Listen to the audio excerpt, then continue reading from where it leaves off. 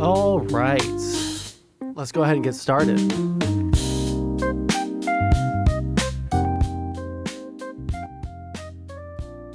All right, and let's see how we're gonna set everything up today. So what we have in store for us today is we're gonna have a conversation with a Twitter mutual of mine. I can't say his name because it has a bad word in the name. So we won't say the name of his Twitter handle, but if you join the Discord, then I'll have his Twitter @ there. Kid Rock reportedly splits from fiance after being seen with Lauren Boebert. Link it, okay? But we're not going to talk about that right this second. Okay, so so we're going to be doing a discussion on Trump's stuff with Ukraine here with Mr. I think he's going by Demetrius while talking to me on stream. Yeah, that's his name in my Discord. So, but yeah, talk about Trump's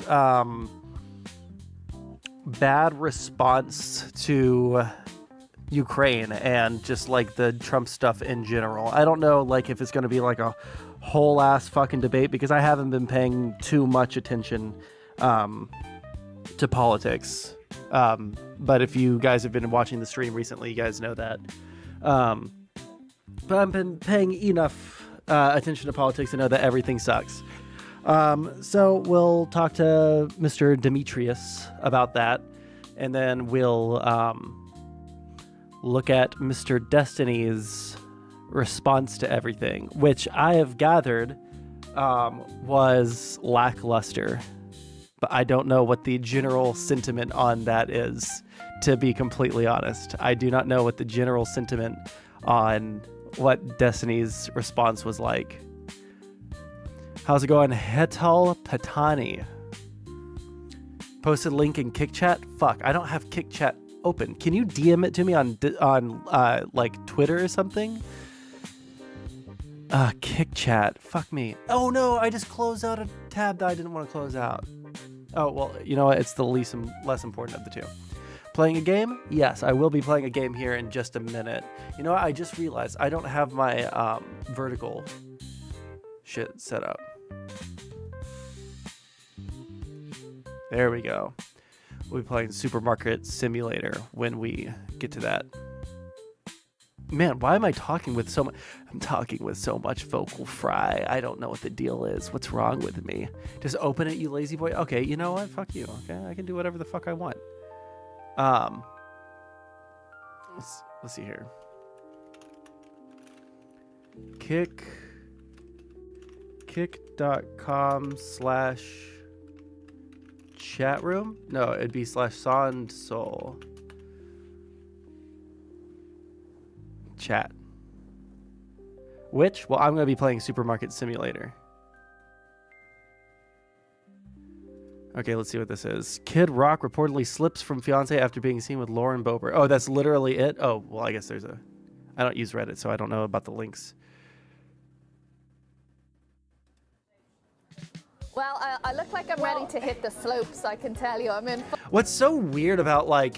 And you can kind of see it happening with, like, the Elon stuff and, like, now I guess with the Kid Rock stuff. I do wonder if there's going to be some weird, like MAGA aristocracy that you, like, marry into and you want to have as many, like, children in the MAGA, like, aristocracy as you can.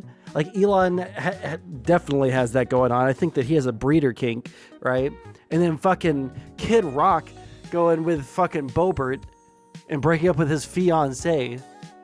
You had the fucking, the crazy looking woman during the election, Laura Loomer, being a hanger-on of Donald Trump.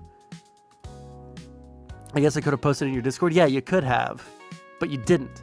What's the fucking deal with that, asshole? But anyways, let's see. Full-on ski gear here with my hat, gloves. Be outdoorsy. What the For fuck? as little as 99. I try and change the volume and you put me on an ad? Fuck you. I mean, I can't see you right now, so I don't know what you look like. Well, I look like I'm ready to hit the slopes, I can tell you. I'm in full...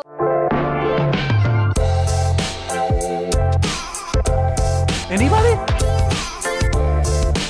On ski gear here. This is a 37-second. This is a 37-second fucking clip. Well, I look like I'm ready to hit the slopes, I can tell you. I'm in full-on ski gear here with my hat, gloves, the whole thing, ready to rock, because you got to be wrapped up against the elements, don't you? I love to go skiing.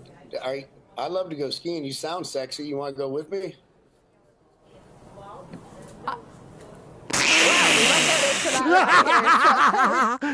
Oh no, that was so fucking bad, dude. That was so fucking embarrassing, dude. I see you right now, so Bro, if I said something like that on live fucking television, and then I had that response from the woman, like that long of a fucking pause, you just slowly see a fucking shotgun come up from underneath my desk, just like, oh, okay, I got you. Like, Jesus Christ, that's so fucking that's so bad. Well, we won't get into that right here, so we're... Cox Business Fiber Internet delivers... Fuck off. Jesus Christ, that's so fucking rough. Okay. But yeah, so we'll be doing that stuff here in a minute. Let me see something real quick. I'm looking for this. Okay, music is a bit loud, so I'm going to turn it down like this. Pope is in critical condition? I thought that he made it through the night. Man, you know what would really suck? If just like one more institution went fucking full fucking crazy MAGA shit, you know? How many people know that he only has one lung? I did not know that. But like the current Pope is like, seems like a genuinely like kind person and like a genuinely like, you know, Christ's love type Pope. Just imagine like one more institution, the Catholic Church, electing a new Pope that's just like full like spread his cheeks for fucking Donald Trump, dude. I don't know. Everything's already bad. It wouldn't be that much worse. It would just be like one extra thing. Anyways. I told him 30 minutes at 3:58, so we got another 8 minutes. Wait. No, we still got 28 minutes. Yeah.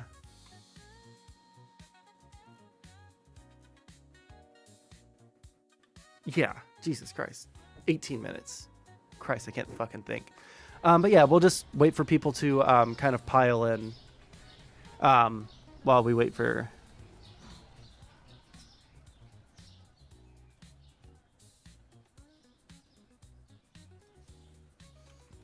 Okay. And in the meantime, if there's any like fun news that I don't know about, or if there's anything that you guys want me to open up in tabs for after the conversation, now's a good time for that. But yeah, we're just going to, I think immediately after we're done talking to Mr. Demetrius, I'm going to eat a massive fucking edible. I like streaming high now. I used to hate it, and now I love it. Maybe we'll play some fucking Overwatch. Who knows? Who knows? The world is our oyster.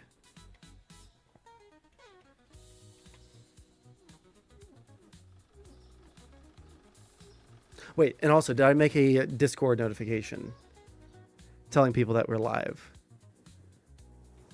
Yes, I think I did. Announcements. Yes, I did. Cool. All right. Then I'll go ahead and I'll start opening up some of our content suggestions, but I'm not sure if we'll actually be able to get through any of it.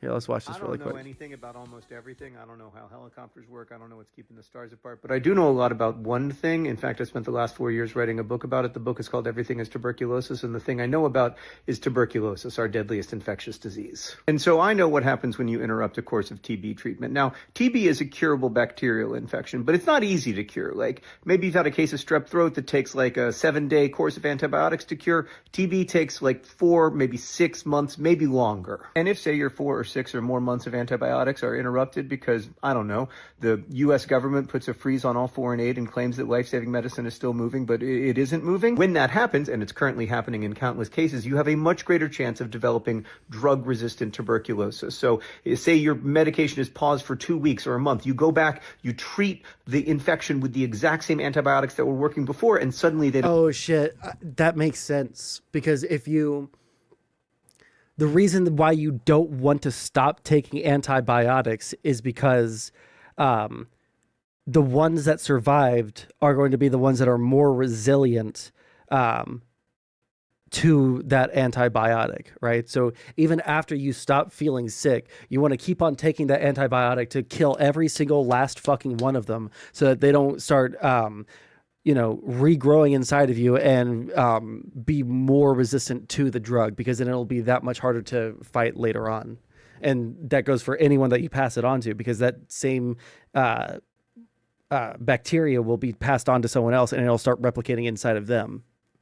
Don't work anymore because the infection had a chance to evolve resistance. Now, this is a catastrophe on a personal level because it means TB is harder or even impossible to cure. It's also a catastrophe on a societal level because it means there's more drug-resistant TB floating around, and when left untreated, the average case of drug-resistant TB will infect between 10 and 15 people per year. So that's what happens when stop work orders leave drugs sitting in a warehouse rotting rather than getting to the patients that need them. Millions more people get tuberculosis. The tuberculosis they get is harder to treat, and the disease becomes even deadlier than it already is. I don't know anything about almost everything. I don't know how helicopters work. I don't know what's keeping the stars apart, but I do. Got it.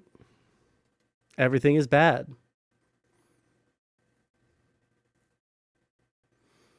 Okay. I guess what we can do is we can go ahead and open up the... One second.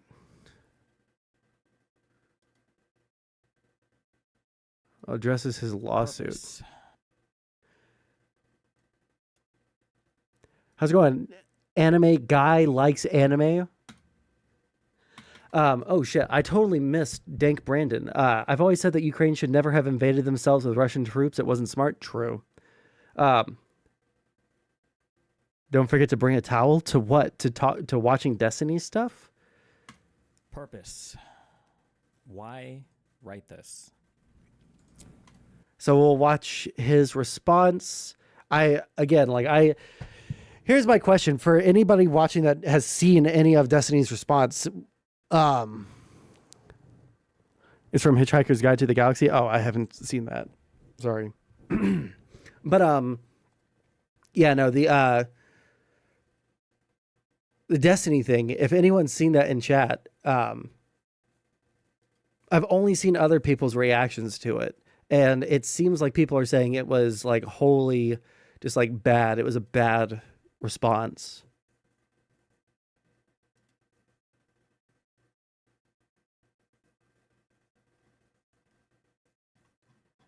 I bet you'll like it. I probably would. It does seem like my speed. I just haven't had a chance to like watch a lot of movies.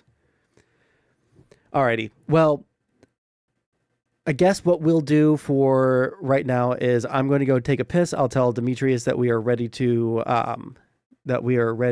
talk, and then we'll get into the discussion. Okay. Let me just see something here. Alrighty. Yeah, give me 1 second. Hey. You off work? Nice.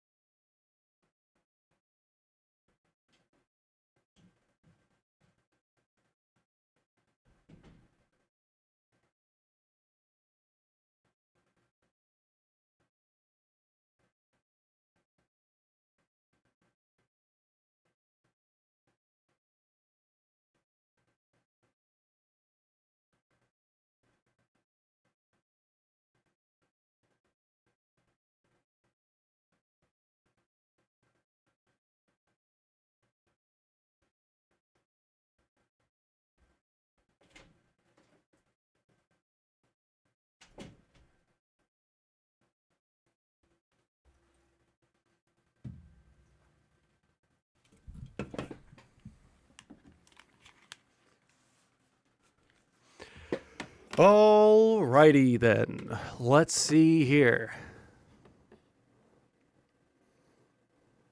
I'll go ahead and jump into here.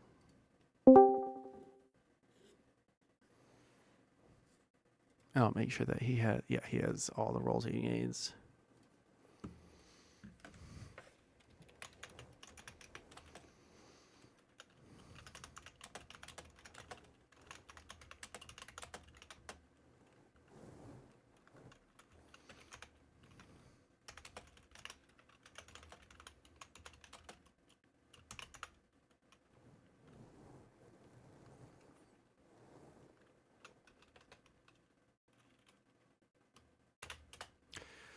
Okie dokie. So I just told him that he can jump into the call when he's ready. He has perms to do so, so shouldn't be a problem.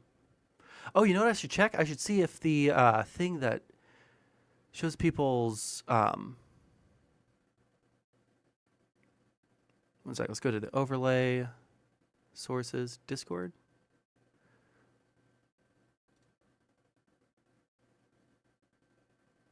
We'll see if that works.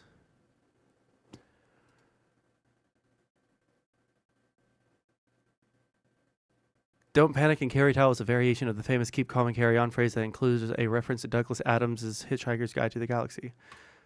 Yeah, I have no idea. All right, so in the meantime, we're just chilling and playing Supermarket Simulator. Actually, no, you know what? We'll start it. We'll listen to the beginning of this, and then once he jumps in, then we'll do that, and we'll restart it when he's done. On January 20th, 2025, Pixie created a Substack post, which you can see here, signaling her intent to sue me. She has since filed her lawsuit in which she claims I shared explicit material we created together without her permission. Until now, I've stayed away. Howdy, howdy. Hey there. All right, I can hear you already. And, uh-oh, let me see something. Okay, your name is showing up as Demetrius on my screen. All right, we're all set. All right, no one's getting banned today. Let's see here. So for people watching on Twitch and YouTube, this guy, I can't say his handle, but I will put it into YouTube chat, since if I put that into Twitch chat because of them being who they are, I'll likely get in trouble. But he's a mutual with me on Twitter. There's that right there. And we're going to have a free-flowing conversation about Ukraine and Trump and all sorts of fun things. How are you doing today, my dude? Pretty good. Except Twitter, man, I thought Trump had a crash out. Woof. Everything. I've been a huge politics enjoyer and politics follower for the past 5 years, right? Changed my college degree to political science, about to finish that out, and it just feels like literally everything that I started, getting really into this country about is like going up in fucking flames. All right, it feels like it's going up in flames, and one of the big things was Ukraine, dude. Pull me back from the edge. Pull me back from the edge. Because every single fucking thing that I see, every article that I read, there is I don't see the hope. I don't see the hope pill that you got, okay? It feels like major cope. Well, the big thing, and you've seen the meme, I am sure, if only you knew how bad it really is. Yeah. There's a lot of that involved. To be blunt, the situation as it now stands is pretty much settled. Both Ukraine and Russia have mostly culminated in their ability to maintain offensive momentum. Their troops are exhausted. Their equipment stockpiles have been drawn down. And as you can see, the Russians, they're technically still advancing, but they're down to using mules for logistics. Mm-hmm. Right now, their only hope of victory is to keep bleeding Ukrainian manpower and hope that'll lead to a collapse of the Ukrainian front. But the Ukrainians have always had the upper hand when it comes to drone production. With here and there, the Russians innovated before they did. For example, fiber optic drones. The Ukrainians wanted to go all in on autonomous drones that could target things with their own onboard camera vision. And then they eventually said, well, shit, the fiber optics are working pretty good. Let's just go with that. But now that they've caught up, I mean, it's just not looking good for Russia. How best do I put this? It's really hard for Trump to give away anything in negotiations here. Everyone's worried he's not arguing from a position of strength. Well, all he's given them pretty much at this point are words. I think like recently he wanted the UN to withdraw some resolution condemning the Russians. And it's like, big deal. These resolutions pretty much amount to words on paper. They do not put warheads on foreheads. And if buttering up Putin's ego is enough to, let him sell a ceasefire, cool. And what's going to happen is nobody seriously believes the Russians are going to go for peace permanently. There's going to be a ceasefire. The Russians will start rebuilding their forces. We're going to start rebuilding Ukraine. And the question is whether or not we can rebuild the Ukrainians faster than the Russians can rebuild their forces, and who's going to win that next fight. And to be blunt, to quote Payron on this, Western military-industrial complex goes burr. Of course, Right. that actually requires us to kick our industries in the high gear and actually take the modern security environment seriously. But Vance just did that in Europe, and the Europeans are actually doing it, which is good. And Hesketh is just 8% of the budget is being reallocated to new priorities, which means some things are going to get deprioritized and others, like missile defense, is being prioritized. That's a real good sign because that means we're leaning into great power conflict and not endless brush wars. Because that's missile defense is the kind of thing that backstops that. It's we can do it. We can do it. And the Russians are at such low ebb right now. There's not much in the way of concession they could demand that would actually change anything for them. Or they could continue to, fight Ukraine with their seemingly endless fucking manpower, even if they start using mules and shit, right? If they want to continue this fight, they can. Ukraine can't, right? Yeah, actually, the aid package Europe's kicking together right now, they could definitely extend Ukraine's lifeline here for a couple years minimum.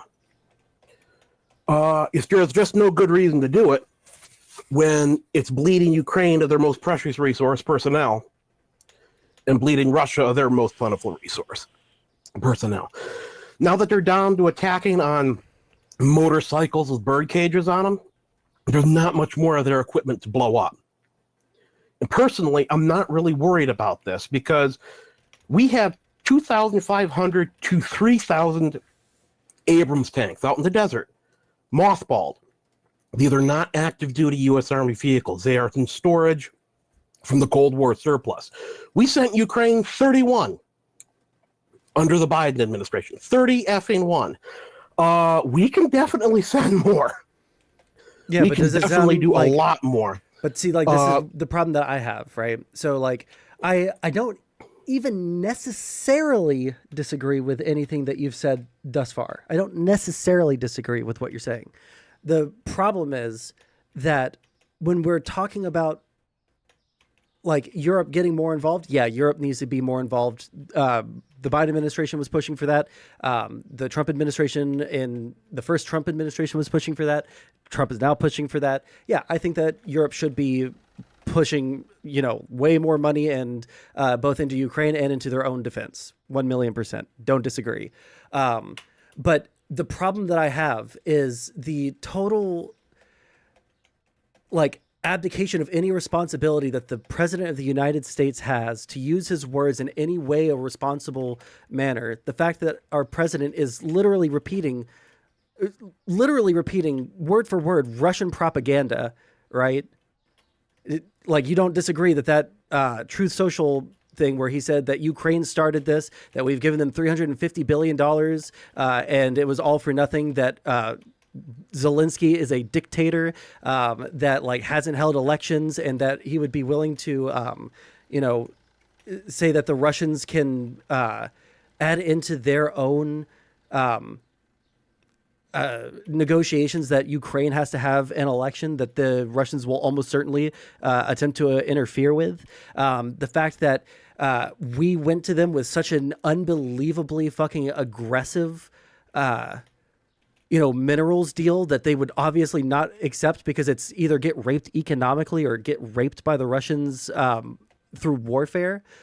These things are hyper fucking concerning, especially considering Tulsi Gabbard, the person who RT called Russia's girlfriend, it was on record 2 days ago putting out a video saying that Zelensky was a dictator, that we shouldn't be funding them, that all these young men are dying and it's all for fucking nothing, and it's something that could have been totally avoided if Ukraine had just not started the war. We're staring down the barrel of the United States top brass at the highest levels repeating Russian propaganda talking points that I know that you specifically have called out in the past, right? And and this is Russian talking points being repeated by the president of the United States.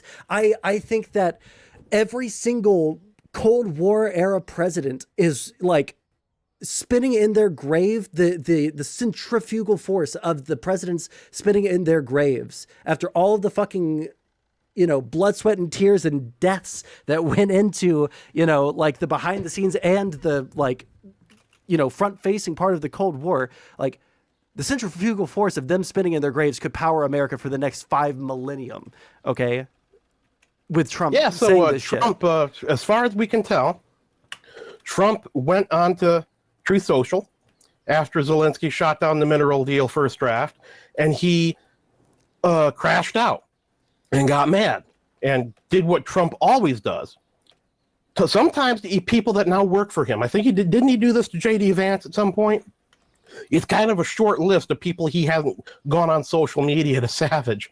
And my take on that I think is it's a little bit different suboptimal. between, it's not just suboptimal. There's a difference between calling like Marco Rubio Little Marco and shit like that, or like Ted Cruz Lion Ted, and then like taking the intelligence that a hostile foreign government is putting out there and has been putting out there for years to make us stop supporting Ukraine is now these are like massively different. It's not just a crash out. It is a like nigh on apocalyptic failure of American intelligence communities to, no, it's not even a failure of the intelligence communities, because the intelligence communities are saying, hey, these things are lies. I don't know who I can say that it's a failure of, except for the Trump administration, to allow those things to, I mean, because let's be honest, I don't think that you or I are going to say that Donald Trump is some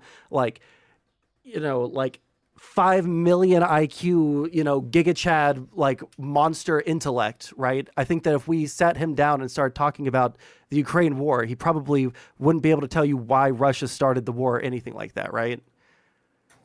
And now here's where we get back to, if only he knew how bad things really are.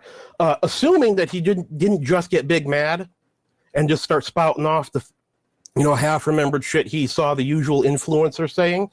Pretend he believes all of it. He doesn't like Ukraine, and he sees them as just another little pissant state having a tribal fight with the other pissant state next door. Does Russia actually have the ability to exploit that? I mean, they I was just about to say, I do think that they can use that as a point of and I think that even I can't remember which of the 5 articles I read this in, but the Russian delegation and the Russian foreign operatives that are dealing with trying to deal with the UN and other people and shit like that, they're all fucking taken aback. They cannot believe that Trump is talking like this. They're celebrating. They're like, yes, this is exactly what we've been needing. They're sitting hooting and hollering, and they're trying to recalibrate because they were in a much weaker position with the United States saying, hey, we have a strong stance. Ukraine can fight as long as it fucking wants, and we're going to give them missiles until they fucking say, you know what? I think we've lost enough dudes. I think we've lost enough land, blah, blah, blah, blah. Until Ukraine wants to stop, we're going to keep on giving them missiles, and you guys can suck our fucking fat American nuts if you think that we're going to stop, right? Now Trump is signaling that, hey, we actually, these motherfuckers aren't letting us rape them for their resources. We don't get to bend Zelensky over the side of the fucking, Oval Office or the Resolute desk and just rape him in front of all of the entire world to see. So because they don't want to do that, we're just going to let them fall to the Russians. That's how the Russians are seeing this right now, openly. And they're excited about it. They're coming into the negotiations with a much stronger hand than if the United States was like, yeah, no, fuck you, you Ruski, sub 20 IQ Russian piece of shit. You're not getting anything they can from do us. that, but how is the United States going to get those minerals if Ukraine collapses and Russia takes it all? When you put your stamp on their mineral deposits, most of which are concentrated in the east. So it's not like this is saying, well, if you can go right up to the big river and take literally half the country, let me be which is the most ultra-clear. valuable parts. Let me be ultra clear. I don't care if we get a mineral deal out of Ukraine or not, right? But having one that is so unbelievably aggressive that it people are likening it to the Treaty of Versailles after World War I for Germany. I think at that point, I think it's totally fair to say, yeah, Ukraine Ukraine didn't ask for this war, and now they're getting raped from like their own allies when that kind of proposal goes up. I'm certainly, but you got to remember the disinformation environment is being driven by a hell of a lot of sources familiar with the matter, or officials familiar with the matter. And if you were paying attention to the kind of language the German politicians were using when J.D. Vance said, we have been begging you for 35 years to meet your minimum spending obligations. Now we are telling you. Wow, the reply from the Germans was apocalyptic in nature. For something that is not a surprise and has been said by multiple American administrations, both Republican and Democrat. So I'm not really trusting any of these leaks or any of these claims, but I think there's one that really illustrates the situation. Wait, hold on. One of these I just want to make sure that, because what was their response that was apocalyptic that it didn't feel like the thought at least completed? One high-ranking German politician that was kept anonymous, but this was reported in the Foreign Times, which is one of the Financial Times, I'm sorry, which is one of the big outlets where politicians like this will phone them up to bitch. That's normal. He literally called the United States an adversary. And they were already saying, well, we must get nukes now. Nobody ever said anything about withdrawing the American nuclear umbrella. Vance didn't say it. Trump hasn't said it. That hasn't even been brought up. Vance said we are going to shift our priority to the Pacific. That doesn't mean we're going to withdraw crucial capabilities like that. But they have gone off the deep end, and they're saying but they're talking about taking our troops. Relations. But they're talking. But the United States under Trump right now, they're talking about taking all of our troops out of Eastern Europe, which is one of the demands of Russia. Like that's one of the claims I wanted to talk about. Right, but like that one especially is a really good illustration of why I think people are miscalibrating this a bit. I need to ask a question really quick from the Russians. Hold on, let me get into this. Mm-hmm. Of all the demands rumored to be asked by the Russians, that one is the one that is not happening the most, because we're already moving troops out of Germany to a new base in Poland.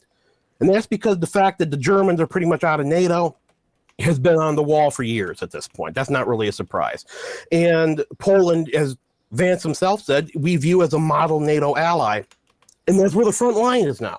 The front line was Germany back when Poland was in the Soviet Union. Now it's not. It's Belarus and Russia.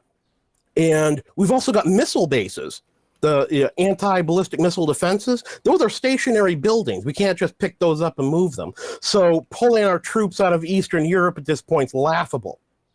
Here's the funny part. We could do it, and it wouldn't change a thing for Russia. They would not be able to get anywhere. If they attacked Poland, for instance, the Poles would whip their asses. Before the current war, where the Russian army had their entire Soviet-era stockpile vaporized in Ukraine and were force-fed their own balls, before that happened, it was assumed the Russians would have their hands full with Poland. Poland would be able to hold out easily until the rest of NATO could mobilize and come to their defense. We could mobilize American troops from Kaunas and get them over there in time, no problem. The Baltic states are much smaller, but we have an entire Marine air-ground task force worth of equipment, and that's a heavily reinforced brigade, if I remember correctly, in Norway, in caves, stored there. And if we pulled our troops out of Germany or Poland or whatever, we'd probably go station them all there. Those caves can hold quite a few pieces of equipment. And if your equipment's over there, you just fly the soldiers in, which takes like 6 hours. Sounds like to me. That base, hold on, listen. Yeah. That base is a 24-hour boat ride by amphibious ship to the Baltic coast, and it's only about 700 kilometers away from the Baltics itself. And since Finland and Norway are new members, we wouldn't be able to station planes in there, but we wouldn't have to. As soon as the balloon goes up, since they are now in NATO, we would be able to station tankers in those countries at their air bases, and they would be protected by Norway and Finland and Sweden, I should say, Finland and Sweden's air power, integrated air defense systems, surface-to-air missiles and all that. Basically, the sky would be made out of F-35s, and the F-35, when it comes to the Russians, as we found out in Ukraine, their EW systems, electronic warfare systems, and their own radar systems don't deconflict with each other. They cannot see and cannot jam at the same time. That's why what on paper is one of the most powerful air forces in the world has effectively been unable to operate directly over the battlefield. They have to rely on standoff munitions because Ukrainian SAMs are that effective at denying airspace to them. These are supposed to be the second best in the world. Right. I know that they're supposed to It's be. hard to describe just how violently the Russians would get their asses kicked if they tried to attack either Poland or the Baltics. And this is assuming we give them this huge ass that would never fucking happen. Right. That's like how even the badly fact that they've crashed out. Well, it feels like this. The uncertainty with the messaging of the United States to our allies, it feels like there's no reason why any of them should be certain that we we still will be able to help them as long as we have these caves and all these weaponry that is a 24-hour boat right away. And even if they do get attacked, then we'll just be 24 hours away. Even if we do capitulate to Russia's most crazy ask. But the fact that our allies are wondering whether or not we would capitulate to Russia's number one crazy ask, and that it is a legitimate question even here at home, because everything is on the table and everything is held close to the chest. We don't know precisely what Trump's position is at any given fucking time. It depends on who he talks to last, and that's bad. One of the things that is the strongest marker of a strong nation is having consistency. Telegraphing your move is a really important thing to put everyone else on notice, right? Which is why, for instance, we could go in and we could destroy fucking Iran, right? We could if we wanted to. You don't disagree with that, right? Matter of fact, I think we should. I mean, whether we should or shouldn't is on some days I do feel like we should, but on other days it feels like the instability that we cause. Stability is the number one thing. We could go in and we could destabilize the entire Middle East and create a power vacuum in Iran and do all of that, and we could destroy them in one day. Or we could put them on notice for every single fucking thing that they do, right? If you do this thing, then we're going to retaliate in this way. And because we said that we're going to retaliate in this way, then you can't escalate it any further without being the bad guy, right? That's something that in international relations, I don't know what the specific term is, because it's been a while since I had a foreign policy class. Do you happen to know? Because I know that you're in that world. I don't recall off the top of my head.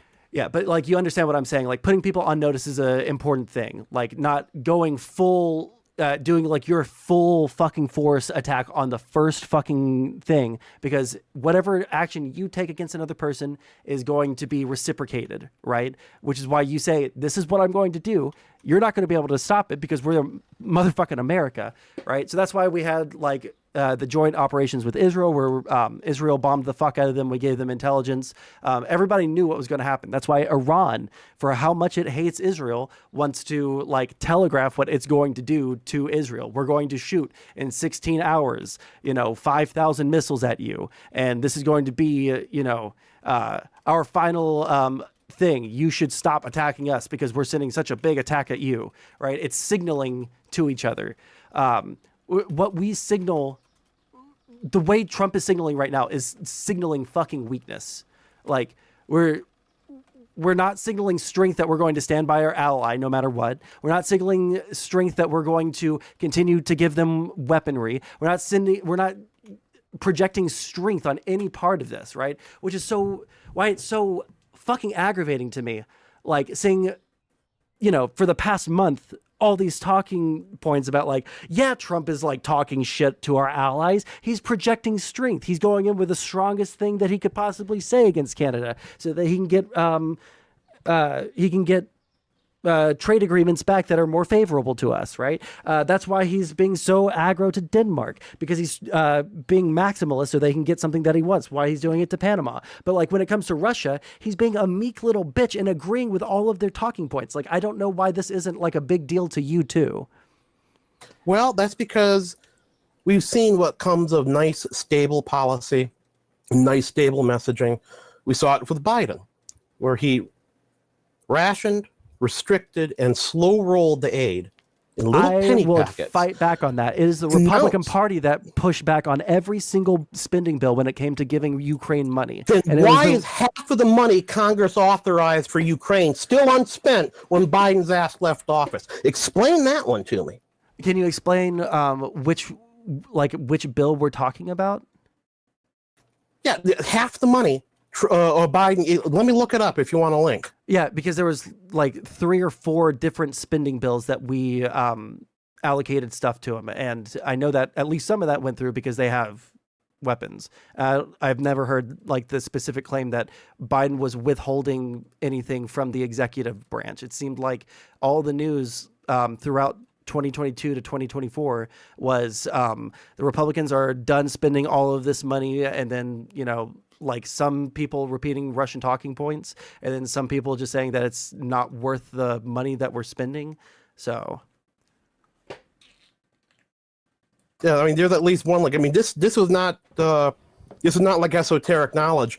Half of the money authorized by Congress, total basically, was still unspent when Biden left office, and the accounting for that money was especially egregious because these weapons, most of them were obsolete. We would actually have to pay money to decommission them. In fact, some of the ATACMS missiles we sent were technically expired. Solid rocket motors have a shelf life, and we have been able to provide more of them that are actually remanufactured rounds, where they take out the old motor and put in a new one, and the rest of the electronics and the warhead are good to go. And they were quoting the original purchase price in inflation-adjusted dollars. Yeah, which is not what the weapons are actually worth because they're obsolete. And like ATACMS is being replaced by the precision strike missile as we speak. And accounting like that allows you to say, oh, yeah, we sent $11 hojillion in a press release, but it cuts deeply into, if you actually accounted for the actual value of the weapons, you would be able to send more weapons with that amount of money. And they actually admitted this at one point. They said, oh, there's been an accounting error because they wanted to send more and they couldn't because the money had been used up from the first aid package. So they went back and admitted to their own inflation of the values so they could send more. But they've been doing that constantly. The amount of missiles sent and the restrictions on them and announcing the deliveries beforehand so the enemy can disperse their ammo dumps and take cover and camouflage them and otherwise prepare for the hit. I agree. Repeatedly thrown away that I wish opportunities. that we had been able to let them do that. But again, like this was caving to Republican pressure. This was caving to the people that were repeating the Russian. No, what talking wasn't. Yeah, it was directly because everyone was saying that. I remember the Democrats attaching certain provisions relating to border security that they wanted grandfathered in for 10 years, which should have been electoral suicide for the Republicans. And so you can't put a poison bill on a Ukraine rider and then say, if you don't give us what we want, then we'll call you the murderers of Ukraine. I don't buy it. Well, they tried to. I know that there have been like multiple attempts from both parties to do that. I agree that sort of shit is really fucking annoying. The Democrats, I think, did that, and the Republicans also did it with an abortion thing when it came to a Ukraine spending. But there were points, and I mean, we can go through and we can find all the examples of this if you want, but like there was the, I think at the end of last year or maybe the middle of last year, I can't remember because time moves in such a slow fucking way now. But the Republicans shot down a bill that was sending money to both Ukraine and to Israel because it had Ukraine money in it. Right. And it almost led to Republicans delay HIMARS entry into the theater until almost a year after hostilities began. Do you remember that huge convoy north of Kyiv? Convoy north of Kyiv. HIMARS would have eliminated that from the map. It was within range. ATACMS would have done even better. It was not even being talked about by the Biden administration. They weren't even asking for it. Republicans had no chance to vote on it whatsoever. And it didn't show up. When we first sent HIMARS to Ukraine, it was instrumental in expelling the Russians from Kherson, which is the only major prize and major objective, their pre-war objective, that they actually managed to take. We only sent 8 HIMARS and no reloads. 6 missiles per truck, that's 48 rockets. And that was enough to change the course of the war because they immediately destroyed pretty much every single ammo dump within range. Listen, you're The not Russians gonna didn't even get me disperse 'cause I think defending they were 100%. Like here's like the, because I want to like shortcut this part of the discussion. I'm not going to defend 100% of Biden's foreign policy, right? I think that his foreign policy was decent, not amazing. It was decent, and we could have done significantly better. My problem right now, right, is what's going forward, right? Because I did want Biden to do more. I did want Biden to, like, you know, go demon mode on the fucking Russians the way that his like statements about it were, right? There were fucking, and we both agree on this, there are people that are repeating, both on the left and the right, fucking Kremlin talking points verbatim, right?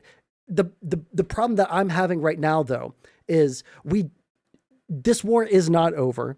Ukraine doesn't think that this war is over. Russia doesn't seem like they want peace because I think that their economy will fucking collapse if peace happens. And we're not signaling that we're going to continue to support Ukraine unless, you know, insert crazy demand for Ukraine here. And instead we're signaling to the rest of the fucking world that what Russia says is true. This is coming from the mouth of the most powerful man in the entire fucking world. And I know, like, and to some degree I can agree with this, right? I don't know if this is like more of a conservative thing that you were saying, but like the actions speak louder than words, right?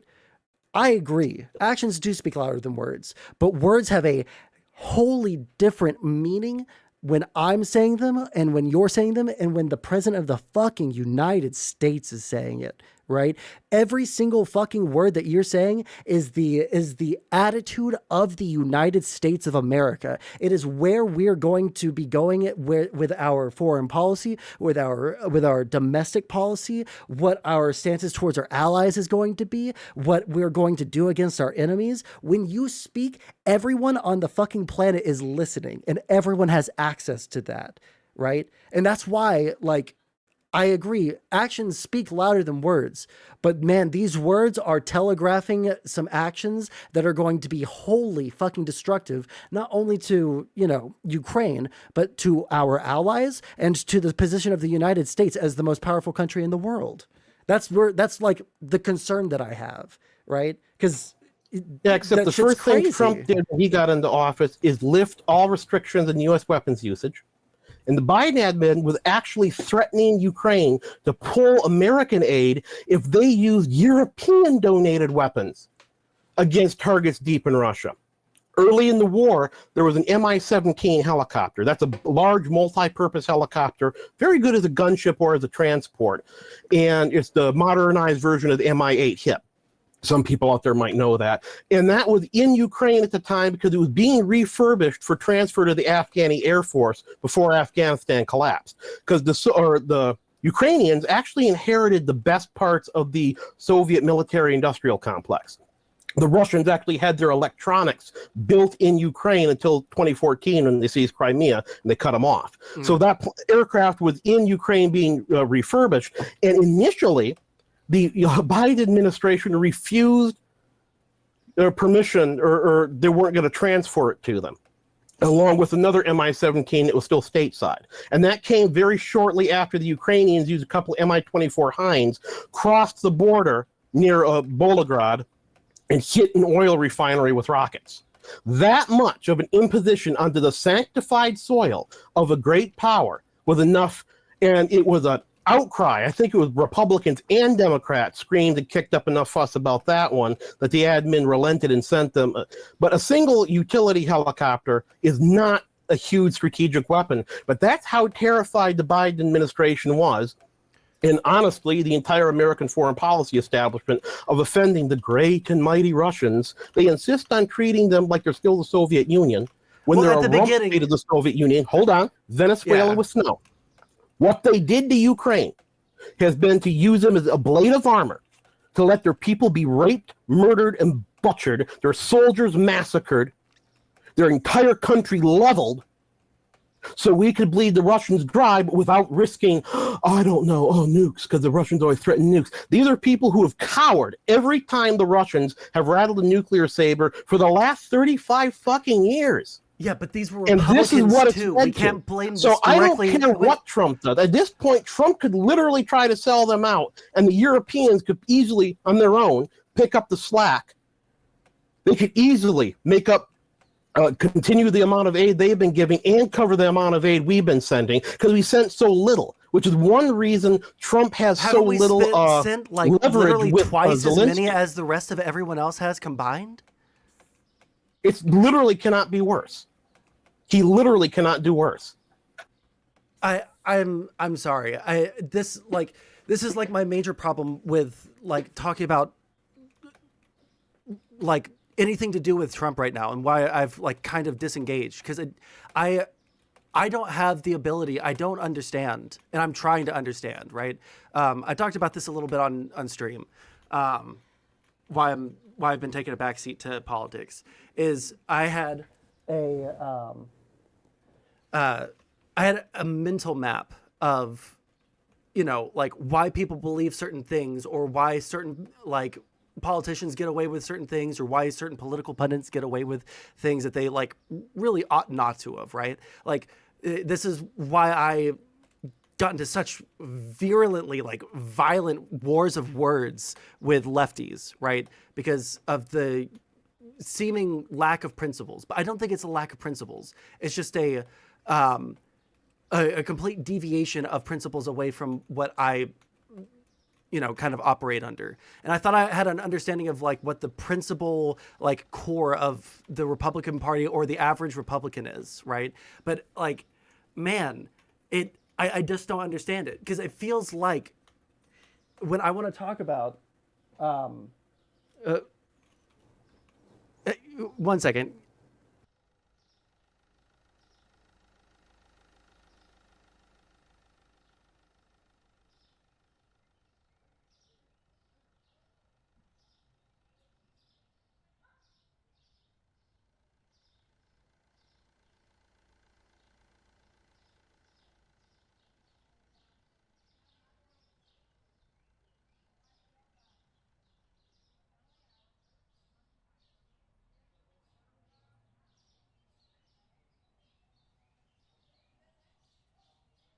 No problem. Background, like going, trying to get my attention.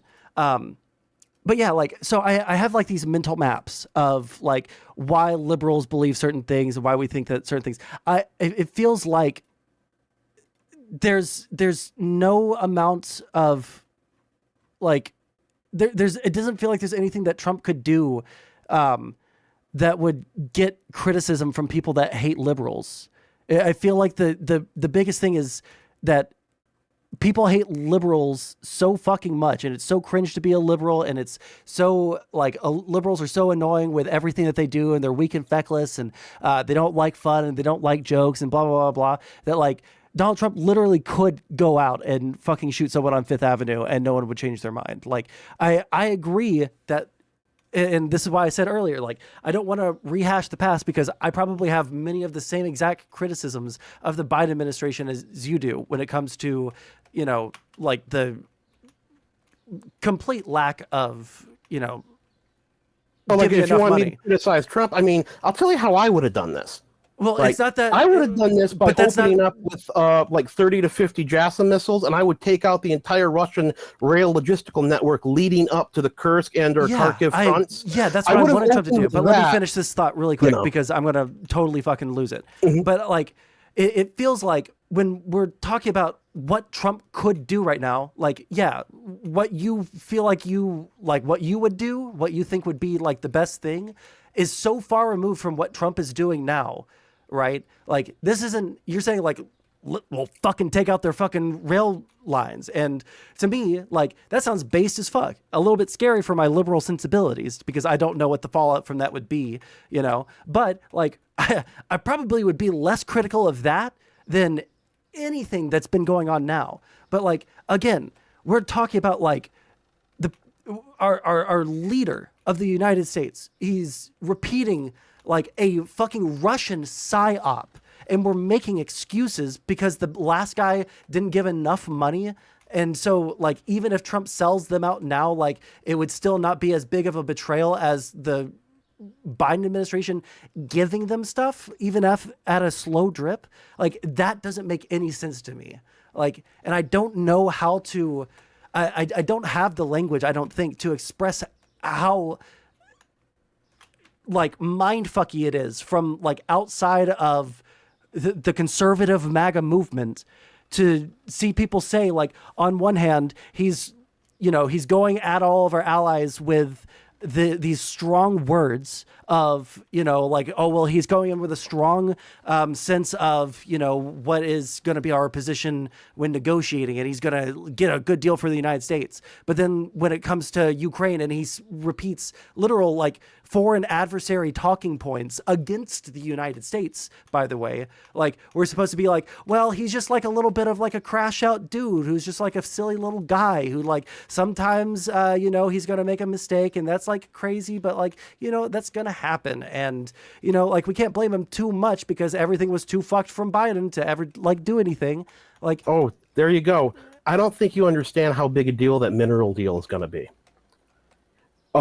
It is going to turn Ukraine into Saudi Arabia. And Saudi Arabia is not exactly sharing our values. And yet we've got a very good alliance with them. And we sell them a shit ton of weapons because of their strategic importance as a resource node, right?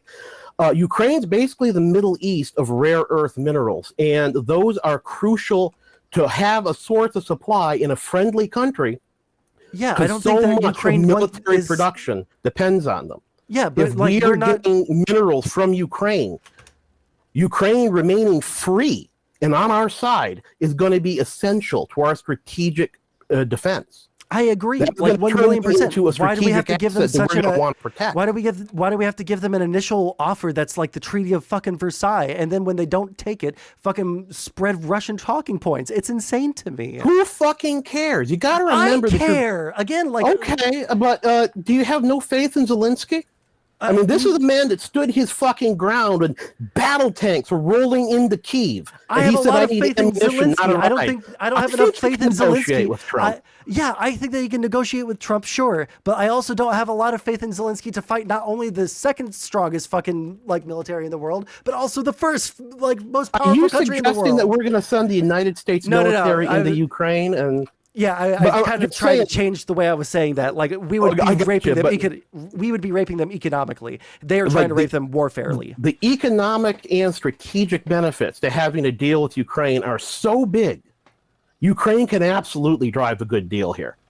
Yeah, and but like maybe the Republicans walked in there and they literally did just have like a 7-page agreement that didn't give them any of the assurances. Marco Rubio even talked about that recently. He said, we were all frustrated by this when we walked in there. I think a big part of the problem is there's pre-existing tension between Kyiv and Washington caused by the slow rolling of aid by the Biden admin. So there's a lot. They actually, I've seen speculation, well-founded though, given the sources, they're the more reliable people, that the Ukrainians were successful in the Kursk incursion because they didn't tell America about it. They were pretty sure that their plans had been leaked to the Russians by the Americans the last time they had prepared an offensive action like that. That's how low the trust already is between Kyiv and Washington. And so if anybody could come into an argument like that or a situation like that and presents, as Marco Rubio said, he said, we're saying this is the security guarantee. You are of value to us now. And that means the Russians can't just roll in and take you. We'll fight to defend our strategic partnership. Did Trump say that, or did Marco Rubio say that? Rubio. He was explaining, we're all angry with Zelensky. I could absolutely see something like that happening because of the pre-existing tension and low ebb of trust between Kyiv and Washington right now. Do you think that it makes Ukraine trust us more or less that Donald Trump is saying that Zelensky is a dictator and that they need to get a new president or a new election because of Trump? No, it didn't exactly help, did it? But no, like I said, obviously not. That's what I'm saying. I think that I just want some. Even if you believe that, I haven't heard Trump say that we should break up our alliance with Saudi Arabia. We are allied with actual dictatorships. If that's the lens, the geopolitical lens he's viewing this through, it does not rule out a long-term military and economic partnership with Ukraine at all. Except for the fact that he's talking about we've sent too much money to them already, and so that like he's signaling. Like, do you agree? Okay, so he wants them to pay for it, but the thing is, they can. And if they're paying for it with minerals like that, now that's net positive for the American economy, because that would be a lot of dollars coming into our defense. Yeah, but we should be going in saying weapons exporter. We shouldn't like be signaling to everyone in the world that Ukraine might not have our help. Yeah, I agree. Yeah, if I was in charge, I would not be doing it the way he's doing it, or messaging like that. But don't think that. And if I were Jeffrey Epstein, I wouldn't have fucked the fucking children. But like here we are, we're in the situation where he's in charge, and I'm not Jeffrey Epstein, right? Like when we say like what I would rather do is this, that's not what I think like anyone's talking about. We're talking about what is being said at the top of the fucking chain. That's what's so like again, we have like massive disagreements over like institutionalism, right? Like, do we put trust in institutions or do we not, or anything like that? And whether or not like there's malicious intent from, you know, government actors and shit like that. Like, I don't even think that Trump is a Putin.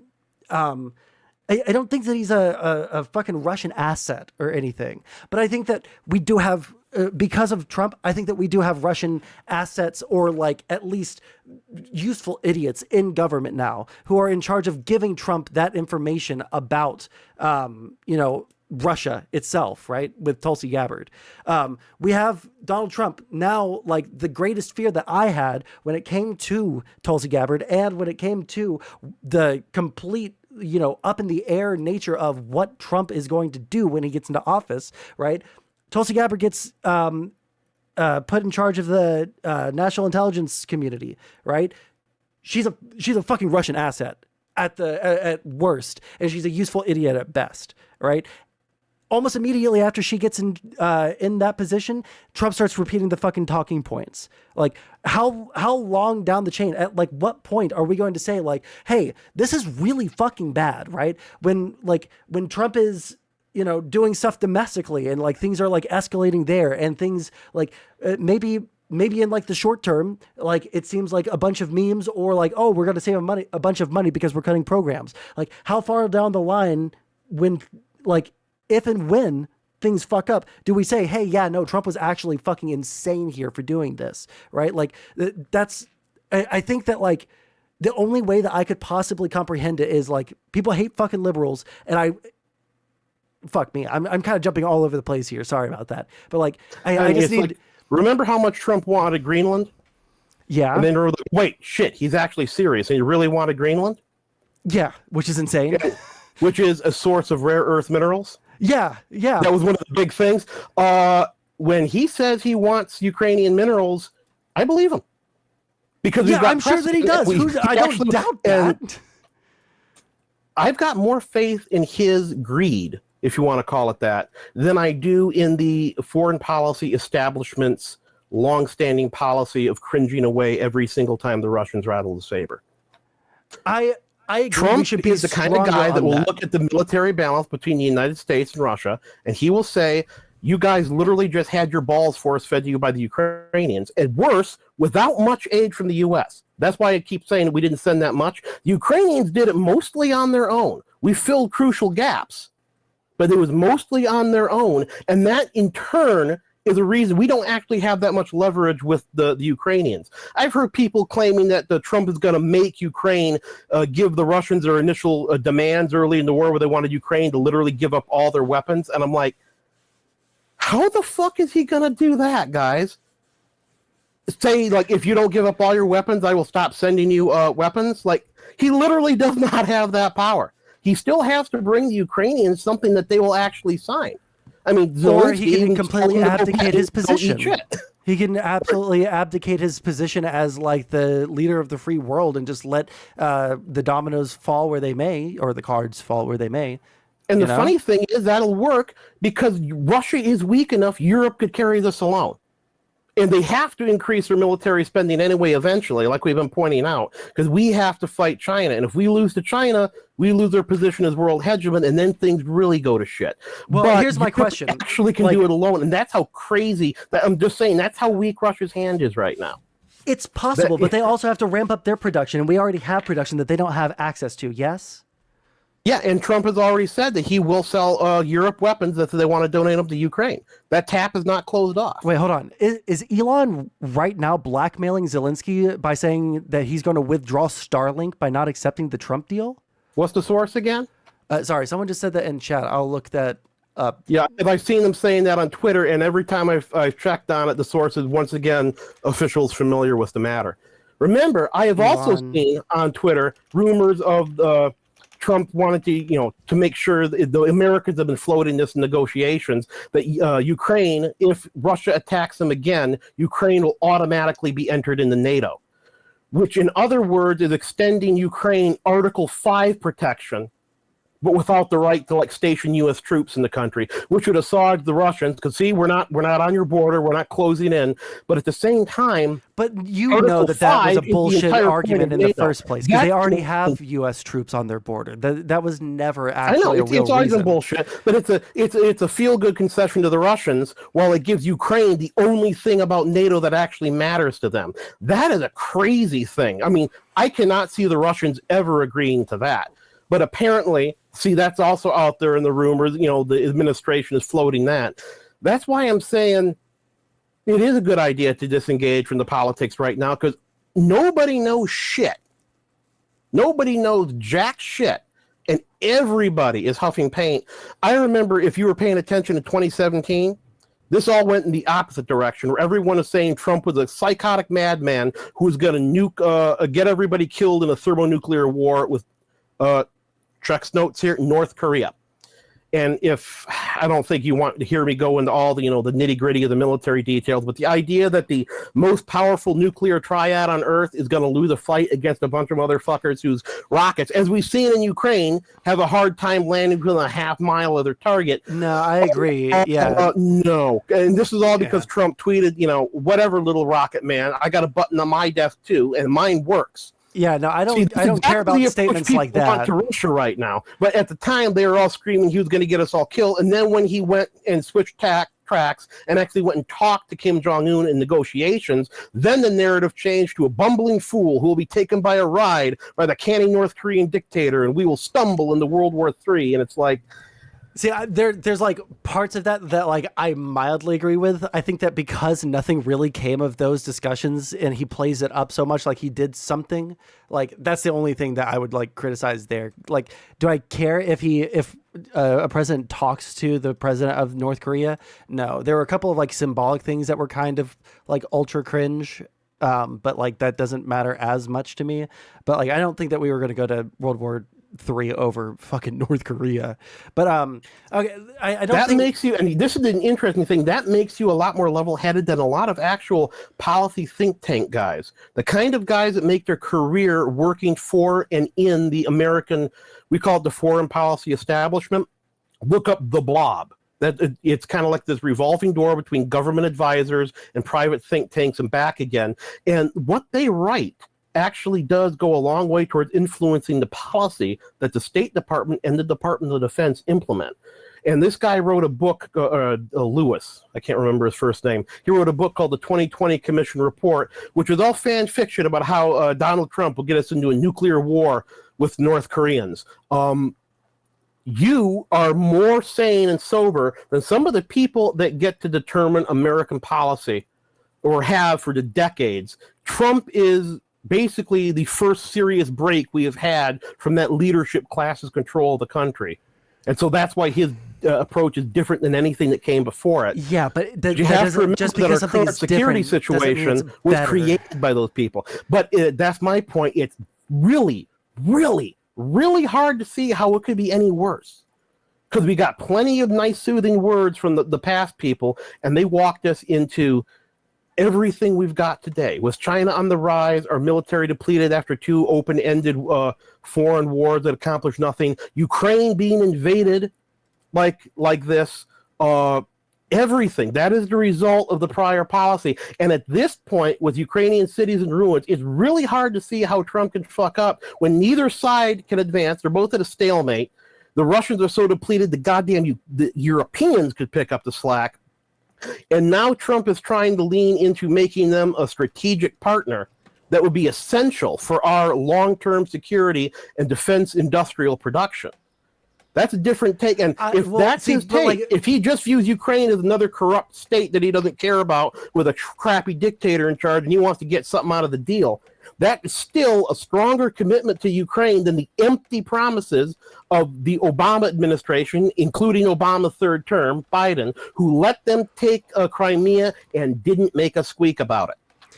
I think, I don't know. It to me, I feel like having strong words and at least moderate actions to give like weapons to Ukraine is better than like the cessation of all U.S. involvement in that conflict. This, I don't think we're ever going to agree on this because the presidency, like having a responsibility with words, the presidency having responsibility with, like being the shepherd of what the United States is going to do is just like too important to me. I agree. Like, you have no idea how frustrating it is to hear Trump talk, especially as a guy who used to do debate in high school. I won a couple pretty big awards. The guy's a fucking retard. Like, the guy is not fucking intelligent. I've never, he might have good business sense, but like in terms of intelligence, he ain't a fucking philosopher king, right? But exactly, and it's and the way people talk about him as like infallible and like all roads lead to Rome, in that like everything that he's doing is 4D chess, and it's just like, oh, well, actually, this is like actually good that he's doing this. Like, there's like no fail state, which is why like we're not going to come to any like point of agreement on this. But like, you be surprised, man. Like, I just need people to know. Have been saying that, it's 4D chess. Like, guys, what if it's just a 1D spurg out? He does that sometimes. But he's not spurging in the way that I want him to. He's not spurging in a way that makes America look fucking base. He's spurging in a way that makes us look like we're spreading our ass cheeks for Putin. That's my problem. You think I don't know that? That's why I had the call in the first place. I don't want us to look like we're standing in front of the fucking like CNN fucking world news fucking on every screen in the entire world with Trump's ass spread open for Putin to walk in and just like gently lay his cock inside. That's what it feels like when we see him repeating these talking points. It feels like I'm crazy. And like, but like, this is what I want to know. Like, because would you prefer that he talks the right talk or does the right thing? I want both, right? And I didn't get both from Biden. I also like a blowjob from a beach babe, but I'm not getting it. Unfortunately, we have to choose, and but if I had the choice between on foreheads. But he's not doing that. He's saying that he's going to take away the funding. It's been 1 month. We're still negotiating with the Russians. Give it time. But okay, let's say that Trump says we're not sending any more. Let's say that Trump does this. Let's say Trump does negotiations without Ukraine at the table, like he did in Saudi Arabia, right? Let's say that he goes to Saudi Arabia again and they hash something out. Let's say that this involves like the U.S. committing to having Ukraine have an immediate election, that this involves Ukraine having to be raped by the United States economically, like the original plan. Let's say that this involves sending no more weapons to Ukraine whatsoever. And, saying that like, let's say that Trump... no, let's leave it there, because I don't think that even under Trump that we would try and fight against Europe sending weapons over there. But like, who fucking knows? The guy has no fucking consistency. Let's say that Trump completely sells out Ukraine, right? And let's say that because of the lack of material, right? And you're saying that this won't happen, but let's say that the lack of material coming from the United States and the lack of support from the United States causes Europe to falter and they don't send weapons to Ukraine. And then Russia rolls over Ukraine. Does that change your opinion on Trump at all? Or is that just more feckless Biden shit? That literally can't happen because Ukraine wouldn't sign the deal. Well, see what I'm saying? They literally said, go fuck yourself. Under this, they would say, go fuck yourself, but we would stop sending them weapons, right? Because we're washing our hands of it. Yeah, and yeah, of course it would change my opinion on Trump. He would make our security situation much worse. That's kind of my point. That's the lengths he'd have to go to. He would actively have to work to sabotage Ukrainian chances right now. But That's what I'm saying is, that's like, what we're outside talking of, like, about. well, without even saying Europe, you need to stop sending weapons. Let's say that Europe, like, hey, we don't have the productive capacity and we'll send as much as we can, and Ukraine still gets rolled over. Oh, if we stop selling U.S. weapons to them, they go to South Korea. They're a major weapons exporter. No. I'm saying Actually, I'm saying that they everyone else is still trying to support them, but they get rolled over because of the lack of U.S. support.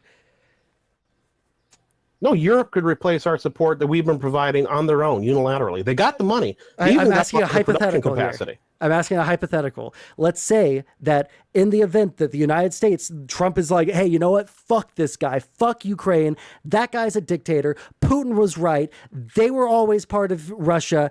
I don't care. I don't like China. Fuck China. Fuck Ukraine. Washing my hands of it, right? And then everyone else tries to help, but Ukraine still gets rolled over. Does that change your opinion on Trump? No shit.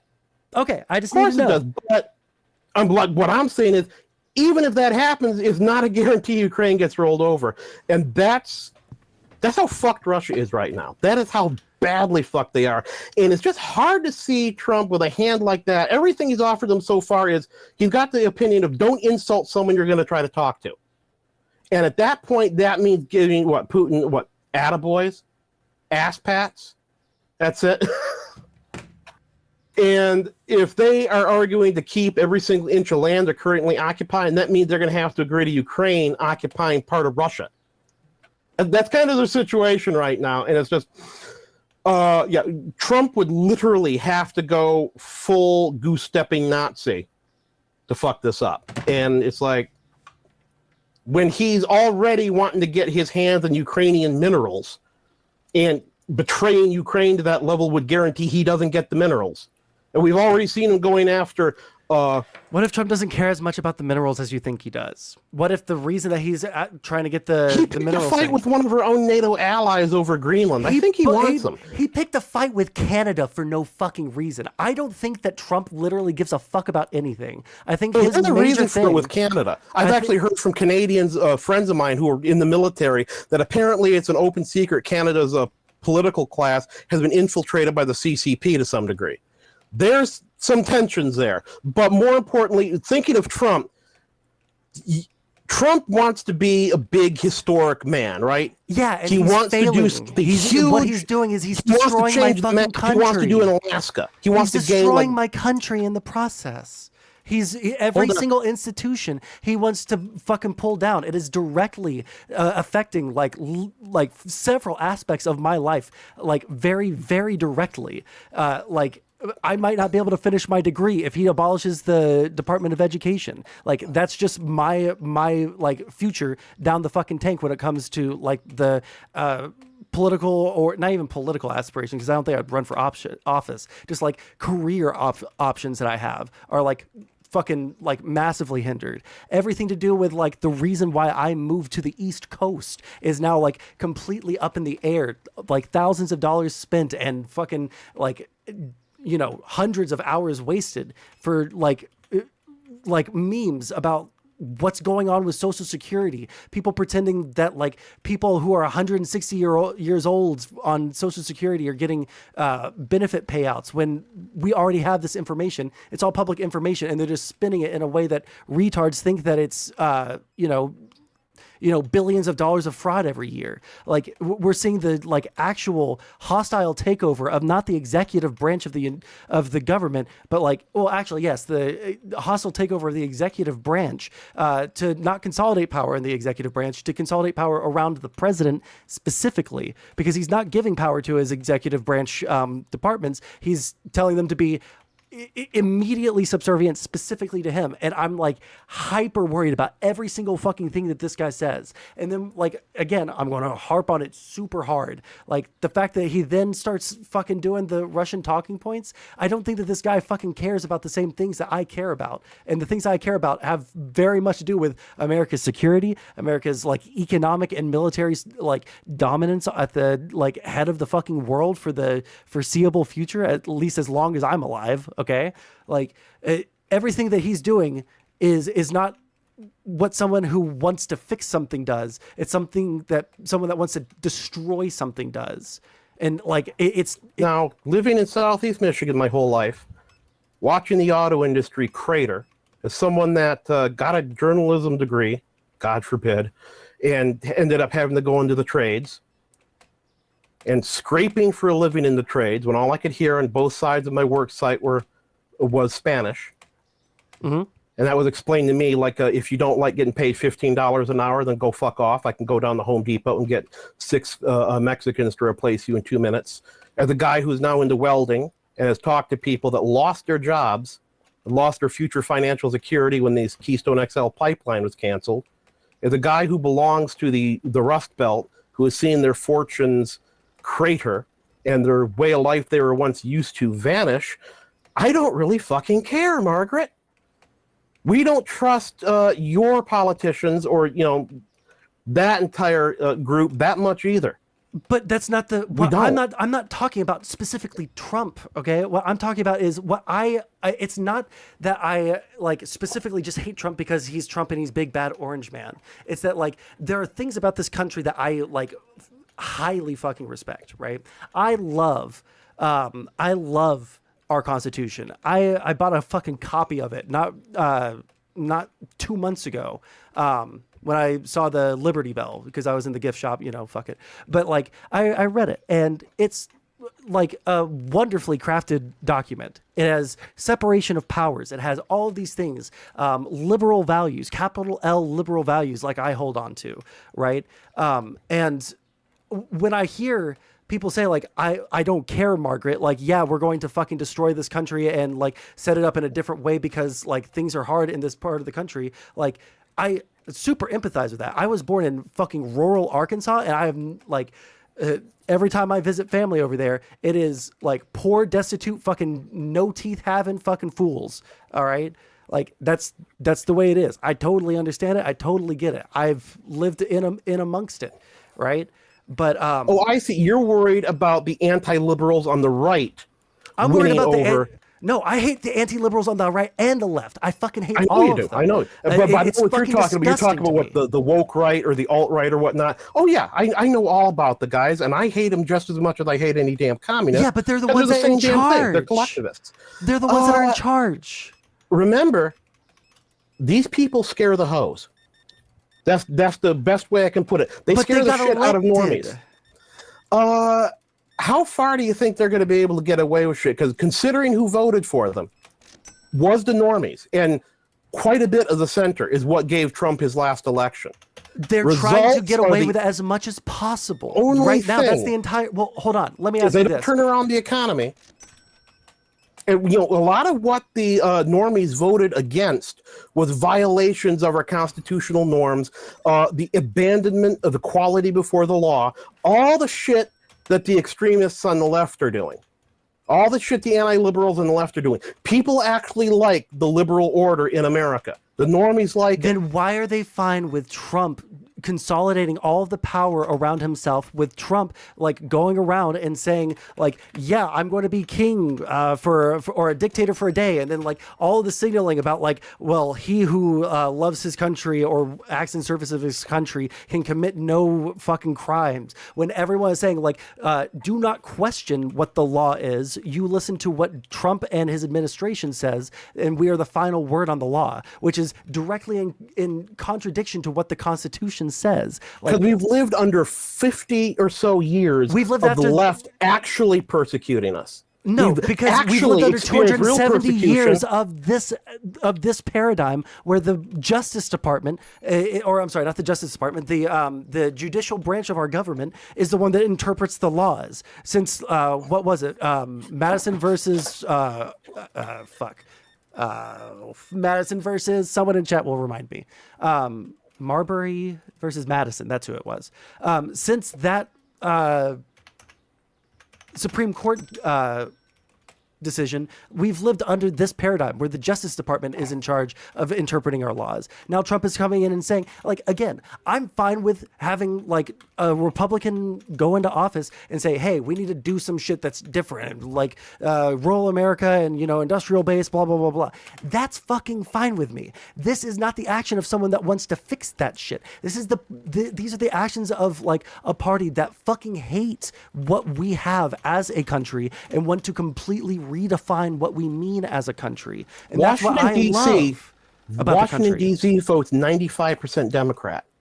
You've lived in a world designed and structured by the left for so long. This is like a fish that doesn't notice it's in water. We sure as hell noticed. We noticed when the banking system started persecuting, the payment processor started persecuting conservative sites, and that was because of pressure from federal regulators. The slightest sideways look from the federal bank regulators is enough to make those banks panic and deplatform people, defund people. We noticed, and we have noticed for a long time. Hold on. That claim I heard, I heard that it was like massively like misrepresented the way that they presented that shit. But I don't know because I've not read every single fucking crazy thing that's going on right now. I don't know exactly what you're talking about, but like the idea. This is Obama era. This is the same time that there was a fighting over the IRS being prioritizing investigations into certain groups and not others, things like that. Could it not be possible that conservative extremists were more dangerous than leftist extremists for the past like 20 years? I mean, if that's the way we're going with it, then we're going towards civil war. Well, no, Honestly, no. if What did I say? Conversations are going that way. Wait, what did I say? I'm not that could saying possibly that you have anything to do with it, or that either of us can stop. No, but like it's just I've like the actually been way that it blackballing this is for a right while. now. It's just the way that it is right now. In the past, there have been more like crazy leftists that were the more dangerous ones. But like right now, the more crazy ones are the conservative ones who are like armed and organized and like willing to do shit for, you know, whatever cause that they want to do. Right? Like we've seen these groups go out and fucking march in Sieg Heil or run fucking people over at the Charlottesville thing. Like we've seen them organize. Like these are like open groups that are like highly organized. The lefties, like half of them, if they owned a gun, they would fucking use it on themselves. Like the fact that our government is more concerned about right-wing extremism than left-wing extremism doesn't really surprise me, just because like the left is just not as organized as the right is. Like as long as I've paid attention to politics, and that's been most of my life. On the balance, I think the constant obsession over domestic terrorism is mostly bullshit. Outside of maybe Antifa in the Pacific Northwest, who are unusually organized and what about all the have been mass able to shootings act to from unusual degrees? Like with the right wingers one, it's almost always a mass wolves. shooting. It's one dude, pretty much. I mean, even like the militia thing but where that they were on about for years. There was the Oklahoma City bombing, and that was about it. Like that last group that they arrested in Michigan. What a bunch of clowns. I mean, it almost always boils down to a bunch of rednecks talking shit in a bar, and then three of them turn out to be FBI plants. And this is mostly because FBI agents are paid. But you can downplay them as yokels with no fucking teeth in the backwoods of fucking, you know, Louisiana or some shit. But like these are guys that have fucking weapons. Meanwhile, like Antifa, like listen, I'm a fucking like loser queer little like liberal boy, all right? I know a lot of fucking queer people. I know a lot of people who are part of like Antifa, right? Like actually like going to the fucking meetings. These people are not fucking warriors. These people are not like starting a revolution. They're talking about fucking Kropotkin. Like, yeah, what do you think the militia guys are? Like, they're they're no lightweights when it comes to the waistline, trust me. I mean, these are they're not very smart either. Yeah, the ones on the right are probably fucking like barely literate dudes, but they have guns, and then the other side are like highly literate fucking people who are too scared to get their hands dirty. Like, who am I going to be more scared of? Probably the retards with guns. And I think that like the government saying like, yeah, right. Oh, Antifa's got guns. They got plenty of guns. Like at least one of them actually was trying to draw down on a cop at a school and got shot. Yeah, and good. He should have got shot. But who's more armed? They also remember. They also carefully orchestrate their use of arms to reduce. If you start shooting at cops now, wait, hold on. Who do you think is more armed? Who do you think is more armed? The extreme left or the extreme right? Probably the extreme left because they've got better organization. Well, at least Antifa in the Pacific Northwest. Crazy. They are Pacific Northwest is they're. I mean, they sieged a fucking federal courthouse for 2 months. I have never seen Republicans manage that. No, they just fucking stormed the Capitol. Molotov cocktails. They had lasers they were trying to blind the cops with. Yeah, and they did find some weapons hidden in the bushes. Thing is, if you go loud with bullets, then the cops get to shoot back, and the cops tend to have a lot of guns, at least locally, you know, if you're shooting at SWAT. I'm sorry, even the conservatives in my chat right now are saying this is crazy to say that the conservative, that like right-wing like militias and lone wolves, like everyone makes jokes about like, well, you guys wouldn't like a civil war because we all know who has the guns. It's fucking conservatives. Every conservative I know owns a fucking gun. Not a single liberal, actually one liberal I know owns a fucking gun. Like it's a fucking. You know liberals, you don't know crazy fucking I know anarcho-communists basally. No, I know communists, but they don't own America. guns because they were going to kill themselves if they did. Guns aren't hard to get, and you can 3D print the goddamn things now. It's if they want to arm themselves, it don't take long and it don't take much difficulty. Yeah, but who is armed now and is like ready to use violence? And it's been proven they're ready to use violence. I mean, show me the last time right-wing terrorists were able to lay siege to a federal courthouse for like 2 to 3 months. January 6th. Oh, 2 to 3 months? Sorry, they accomplished it in like 3 hours in January 6th, so I guess I can't fucking use that example. But I mean, like, I don't know. Like, nobody would disagree with the fact that conservatives, like, on average have more guns. And then, like, the conservative, like extremists are going to be, like, stockpiling that shit and doing fucking, like, gun drills and shit like LARPers. Like, I don't know. I don't know how, like, we live in a different... Like, never heard of Redneck Revolution, or there are several different Antifa gun groups like that. Yeah, I know of them, but they're like fucking tiny. But like gun culture in the United States is right wing.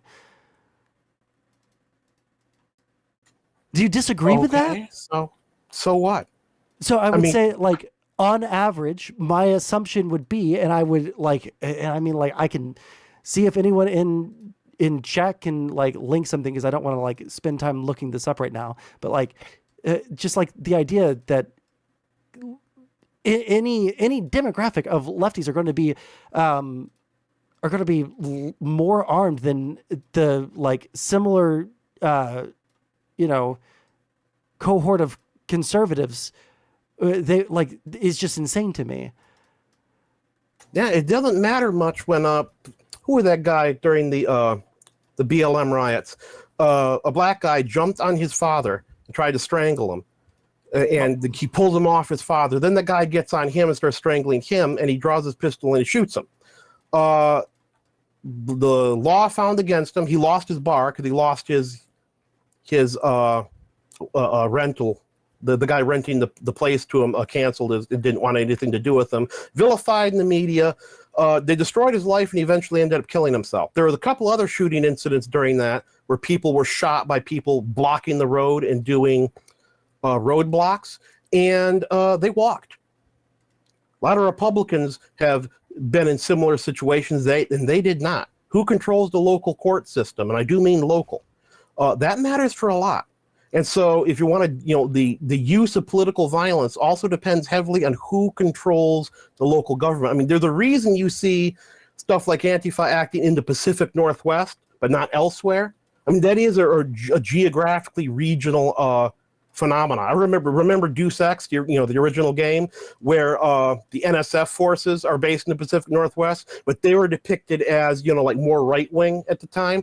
There's been that that undercurrent in that part of the country for a while. These things I wouldn't boil them down so simply to it's just this side or it's just that side or this side's got guns or that side got guns. I mean, it wasn't a gun that did Oklahoma City. It was a fertilizer bomb. Right, but like we were just talking about really much more about these factors do matter a lot. Well, yeah, but like the original point of like I don't disagree that a bomb does more than a gun, but like the original point was like why the government might be focusing more on right-wing terrorist groups than left-wing, and that's because like in chat someone just brought up Statista, like 48% of Republicans reported that they owned at least one gun, and 66% said that they lived in a household with a gun. By comparison, only 20% of Democrats owned at least one gun, and 31% lived in a gun household. Like literally, like 50% of Democrats compared to Republicans. There's literally half as many like gun owners in the Democratic Party than there are in the Republican Party. And that instantly makes any Republican with a gun no, I didn't say fucking no, crazy more dangerous. Now hold on, I didn't say that. See, I know you were. I'm just saying, but I'm just saying we're just talking about the fertilizer bomb that blew half of Oklahoma and the pressure cooker bombs at the Boston Marathon. When it comes to what really makes the people in government sweat, it ain't who's got the rifles. It's really easy. I'm pretty sure explosives. that after January 6th, it was probably making a lot of people in government sweat, like who had the fucking rifles, right? Yeah, but I kind of like my government sweating about me. You know what I mean? I don't want it the other way around. I like them being subservient to the Constitution, which has the Second Amendment in it. That's what I like. I don't want there to be fucking roving bands of fucking like illiberal people in my fucking country who are voting for an illiberal guy who is selling out to a fucking illiberal fucking country that is a hostile nation to us. But we're going to fucking loop on this all fucking day long. Yeah, pretty much. I mean, we're circling the base problem here of there being no common ground anymore, no common view, no common anything. And this is what's ripping the country apart right now. Yeah, but we're afraid of each other. We're scared of each other. We don't even agree in the same realities. And you know what the bitch of it is? I think a lot of the time we're both right. This is a massive continent-spanning nation of 350 million people. A lot of our problems stem from national solutions to local problems. Like it's famous, the Stoneman Douglas shooting happened because the crazy kid was let out from consequences legally, time and time again, under an Obama-era program that was supposed to end the school-to-prison pipeline. Bitch of it is, in certain states, like Louisiana, there was a school-to-prison pipeline. It was an actual problem. There's good documentation on it. But it was applied nationally for a local problem. But like federalism, I don't think that and the breakdown of it has been a big part of the problem here. But I feel like the responses that I would give for what the authorities would need to do there would be like anathema to you.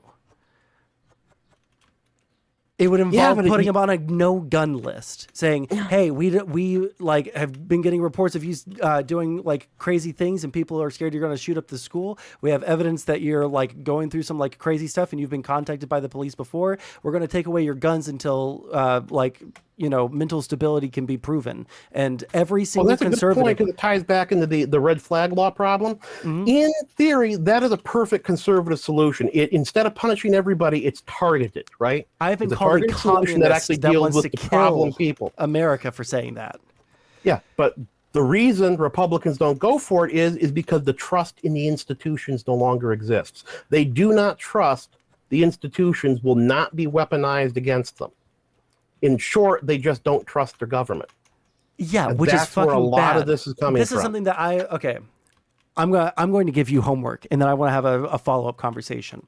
I have soul searched for probably like on average probably 10 hours per week, just fucking sitting and thinking, trying to fucking understand conservatives and like why everything is out to get them, because I don't see it that way, right? And I'm not even like the leftiest lefty, and I'm not even the most democratic Democrat. All right. I'm pretty heavily Democrat right now because I see them as like the only liberal party, like capital L liberal party in the country. But like, there are things I disagree with the Democrats on, like pretty heavily. I don't get the fucking victim complex from the conservatives.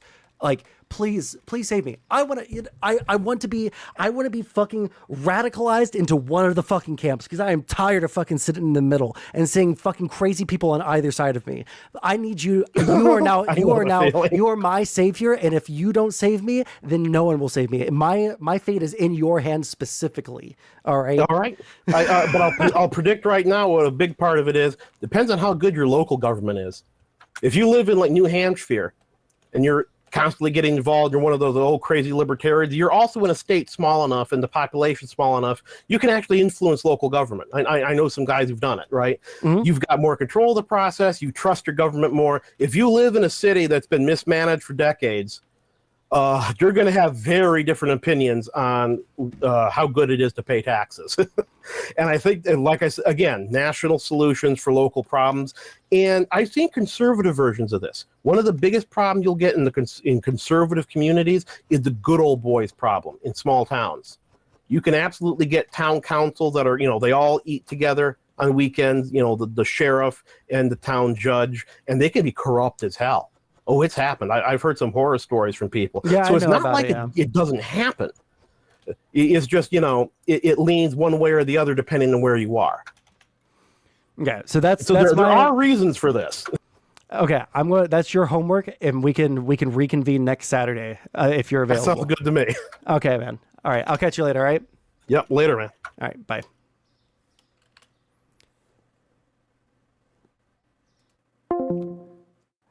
I'm lost at sea, guys. I don't understand them. I don't understand conservatives. Like, even when like it's a friendly conversation, I don't hate that guy.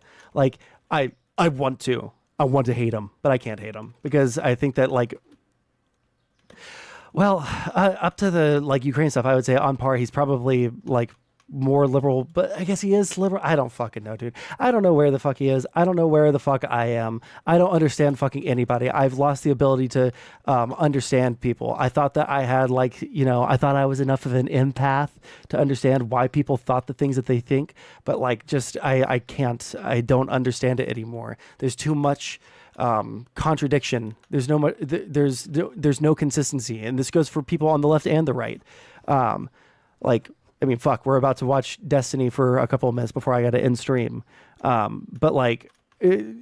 People are saying that Destiny is exonerated, and I'm seeing a lot of things that are saying that he's not exonerated. If I watch this, I'm going to probably get a pretty bad taste in my mouth for one group or the other who are saying that he's totally exonerated. If he has a really bad response, then I'm probably going to look at them really fucking negatively because holy shit, it seems pretty cut and dry to me most of the time when it comes to the Destiny stuff. Who's sweeping and who's not, and what's a reasonable take and what's an unreasonable take, right? It's kind of like the fucking Elon Musk Sea Heil.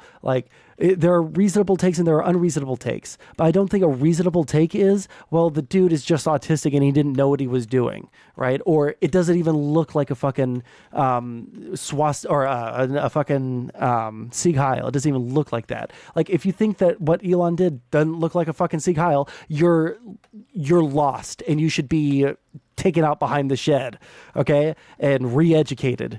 All right, because I would never advocate for any harm to come to a person. But it looked like a fucking Sieg Heil. Do you see Steve Bannon? Yeah, and now they're fucking doing it because they know that they can get away with it because their fucking base won't fucking call it out, right? There's just no shared reality. I've tried for the past 5 years, and at some points I think I had it for a little bit, but then people had to recalibrate, and I think this is it. All right, and this is where I'm at with it. I think that people have two underlying feelings. One, they fucking hate liberals. They hate Democrats. They hate liberals. They hate anyone that is that they see as not conservative, right? Number two, they will defend Trump no matter what. Even if he were to agree with something that a liberal agreed with, it would be because that just happens to be a good thing that the Democrats believe in. But Donald Trump, he's like a maverick, and he's the only one that can be fucking trusted on literally anything. Even when he's spreading Russian propaganda, even when he's like provably fucking lying about literally everything to do with Doge right now, even when it's provably fucking false about like the fucking cats and the dogs being eaten in fucking Ohio, when there's like provable lies, they adjust their worldview to align more with him. That's what it looks like to me. And I've tried to see it from their perspective so fucking hard. I truly have, but I can't fucking do it anymore, guys. I can't fucking do it. Are you saying Wick needs to be taken out? Yes, immediately.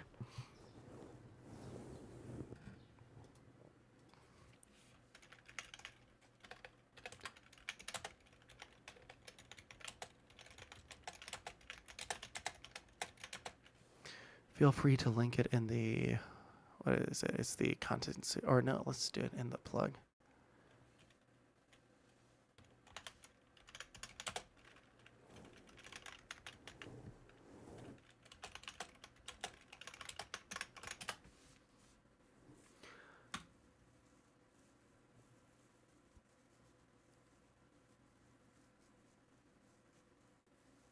One second. Would imagine attribute motivation than hear actual conversations? No, because I have to fucking mind read, okay? I have to mind read, J-Mac, because the words that come out of people's mouths are contradictory. They directly contradict each other. Not like, oh, I don't think that you could possibly think that while thinking this. No, the sentence structure are directly contradictory. And hate doesn't even figure into it. I'm sorry, it's true.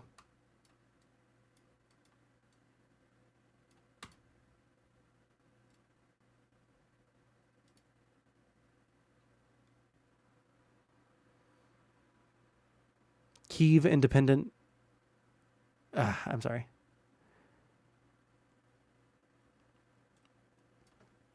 You don't have to mind read. You think they're contradictory because you feel compelled to find contradiction or hypocrisy? No, it's because when someone says A plus B equals C, and then they also say A plus C equals B, those things contradict each other because logically A plus C cannot equal B, A or C minus A would equal B, but that's not what they said. They said A plus B equals C and A plus C equals B. These things contradict each other because they are not true. Like one has to be true and the other one has to be not true. That's what I'm talking about. Directly contradicting each other. No, I'm not imagining. I'm saying the sentence structure, which is why I ask clarifying questions constantly when I talk to people. Is this what you mean when you say that? Or this is what I'm hearing when you say that. Can you explain more or something like that? Probably shouldn't use math for it. I wasn't trying to use like math specifically. I was using like baseline logical A plus B equals C things, but hi. Anyways, we should watch the Destiny thing now. How's everybody in chat doing? Like, comment, and subscribe, etc., etc., etc.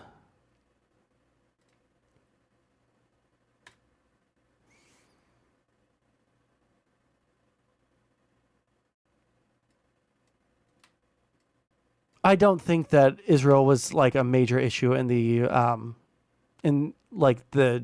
reasons why people voted Corey. Ad blocking the Kyiv newspaper. Well, I didn't even know I was opening up the Kyiv newspaper.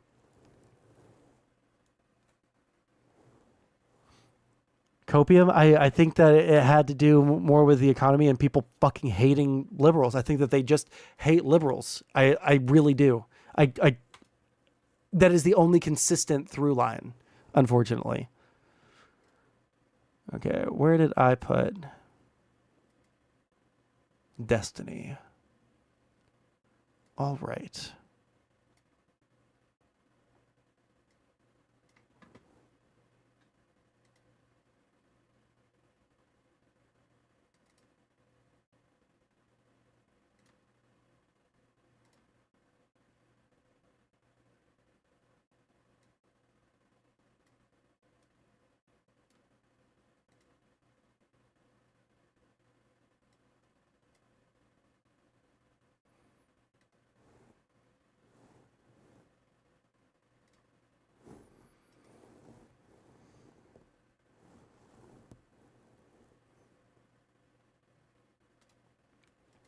when you ask those questions, but when the other person says, no, I do not mean that, the typical reply is, yeah, but that's not what I say, J-Mac. Have I been? Not great. Although, like, in my personal life, things have been, like, looking up. I got a really good job that I'm starting on, like, next month.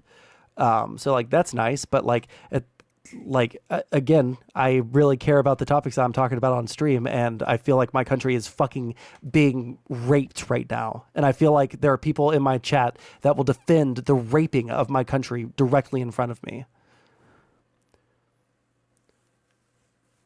Yeah, no, I'm pretty excited about the job. It's going to be paying me literally double what the most I've ever been paid up to this point, so pretty excited. And it'll give me more time to stream.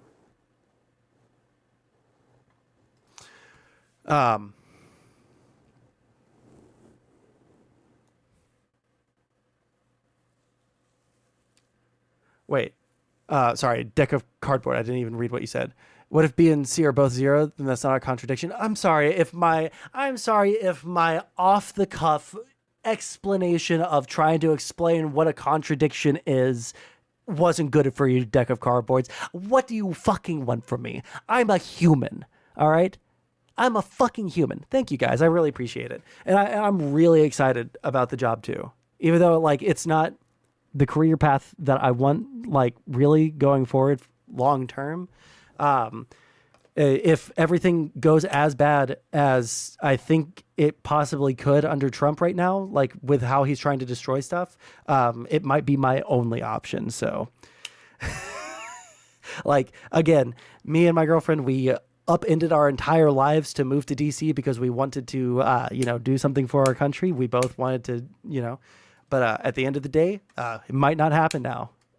All of the people that we left behind, all of the jobs and, family that we left behind in order to move across the country because we had a calling, it was for fucking nothing. Thousands of dollars to move, nothing. Means nothing.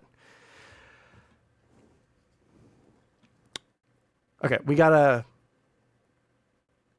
Asman left OTK because of political content.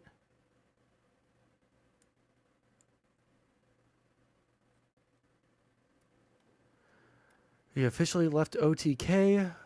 Political content was the reason behind the leave. I'm not involved with OTK at all. Haven't been for a while. Oh, good. Fuck them. What's OTK? One True King. It's like a streamer group. Purpose. All right, guys. You ready? Why write this? All right. Quick intro for people that aren't in the know. Okay? Quick intro for people that aren't in the know. Destiny is being accused of something that is really bad. I have, I think, 1 or 2 videos, maybe 3, already on the channel. If you guys want to check those out, where I talk about the initial, blow up of everything on January 20th, where he was accused of leaking non-consensual recordings of people. Well, the videos were made consensually, some of them. But they were leaked non-consensually, meaning, essentially, for lack of a better term, revenge porn, even though it was more to do with being a gooner than it did with harming someone. So there's that. We've roundly criticized and condemned the fuck out of Destiny on this channel because if you build your entire reputation in your entire career based off of being truthful and, being, the guy that understands consent and the guy that treats everyone in his sexual life in a professional and caring way, to then, be shown to be sending videos of people that he's been sexual with to people without them knowing that, it's really bad. Add into that the fact that there are allegations of him recording people against their will. These things look really bad. Did you reach out to Destiny before releasing the videos? No, because I've fucking messaged the guy 4 times with no response. Okay, I'm pretty sure he's read them, given some things, but I'm not sure, and he hasn't responded to me, so I'm not going to fucking message someone who doesn't fucking respond. That's a joke. I know, but I'm just going to say, full disclosure, yeah, I have messaged Destiny and he hasn't responded, so I didn't message him about this. Fuck it. Should I stop sending our sex tips around? Fuck. Parallax. Bro, what the fuck? Parallax, you need to DM me right fucking now. Jesus Christ. Someone ban Parallax for me. No. So yeah, we've criticized Destiny, but Destiny has a response, and I'm not sure if we definitely won't be able to watch all of it today. But we're going to watch as much as we can, and we will see what he says. How's it going, Remy? On January 20th, 2025, Pixie created a Substack post, Speed him up a little bit. which you can see here. Just clearly you're a sweeper because I haven't heard you calling him a rapist. I saw a clip of him getting like upset at people calling him a rapist. I don't think the people should call him a rapist. There are other people like how about this? I attempted to watch JSTLK last night. Okay. I tried to. I listened for an hour just so that I could hear someone read out whatever logs were, being posted from DGG chat. I just wanted to hear it. Okay. Motherfucker, I listened for like 2 hours. They read 3 of the fucking logs and they had an entire album of them. All right. They read 3 DMs, or maybe not even DMs. Maybe they were publicly posted. Unlistenable. Okay. But it's okay to call it revenge porn when it's not revenge. I'm just because I'm trying to get through an intro and I just want to get into it because I don't have very much time. But it wasn't revenge porn. It was like, again, like fucking disgusting coomerism. And if you want my full take on everything, if Dan is as good of a friend as he's making himself out to be, Dan should break his door down, break Destiny's door down, fucking handcuff him, force him into a straitjacket, and put him in fucking and institutionalize him for sex addiction. Because I don't think that Destiny has the capability of accepting that he's probably a sex addict. All right. I think that Destiny's responses up to this point have been like pretty inadequate. But I haven't seen this one yet. So we'll have to see if this one changes my mind on anything. Because again, I've only seen what other people have said about it, but I haven't seen any of the specific claims that Destiny's made. So, Signaling her intent to sue me, she has since filed her lawsuit in which she claimed. Will you watch Willie Mack debating anti-Destiny people upset with him? It's hilarious. Did I watch Willie Mack's video on stream? Because I thought everyone's so mad about Willie Mack's video. There were some things in there that like I think that people took umbrage with the claim that Kelly Jean and Lav had a revenge porn server. I think that's fine. Saying that Willie Mack has never put out a good video and it's all lazy and he's sweeping for Destiny is fucking insane. Yes, you have a video. Oh shit, I have a whole ass video. Yeah, I thought that his take was pretty fine. And also, let me be ultra clear. And again, my opinion might change after watching this response. Okay, my last big video is my reaction to Willie Mack. Hey, well, isn't that nice? Yeah, let me be ultra fucking clear. My opinion on everything could change given this response. Maybe I was a huge fucking asshole. Maybe I was super fucking wrong. Maybe. Okay. But I'm not, just like given everything else, all the other responses, I was very disappointed in those other responses. But he's not irredeemable. My opinion on that could change after watching this video. I don't know what his response is, but like as of his last statement that I saw, I don't think that he's irredeemable, but his credibility is fucking massively shot. And it would be hard to recommend people watch him for, I'm not sure if I could recommend it to anyone right now, you know? Hey, can you unban my YouTube account? Can you remind me what the username is and then I can try and do that? Or Tron can do it? I'm waiting for the court of law. No, the court of law doesn't matter for this. The court of morality, my personal moral intuitions are what matter to me on this one. Because all that will say is whether he was liable of revenge porn, according to U.S. statute, whatever the fuck. Beheller trespass, that's right. Tron, can you unban Beheller trespass from YouTube chat for me?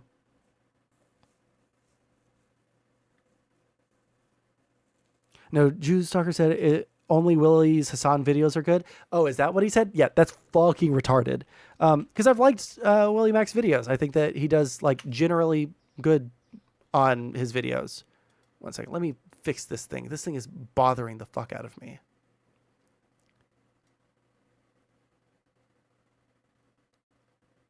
But yeah, I don't think that again, and this is like really hard to like have this position. It feels like I don't think that he's wholly irredeemable, but like what he did was like pretty fucked up to the things that he has admitted that he has done in those DMs and stuff.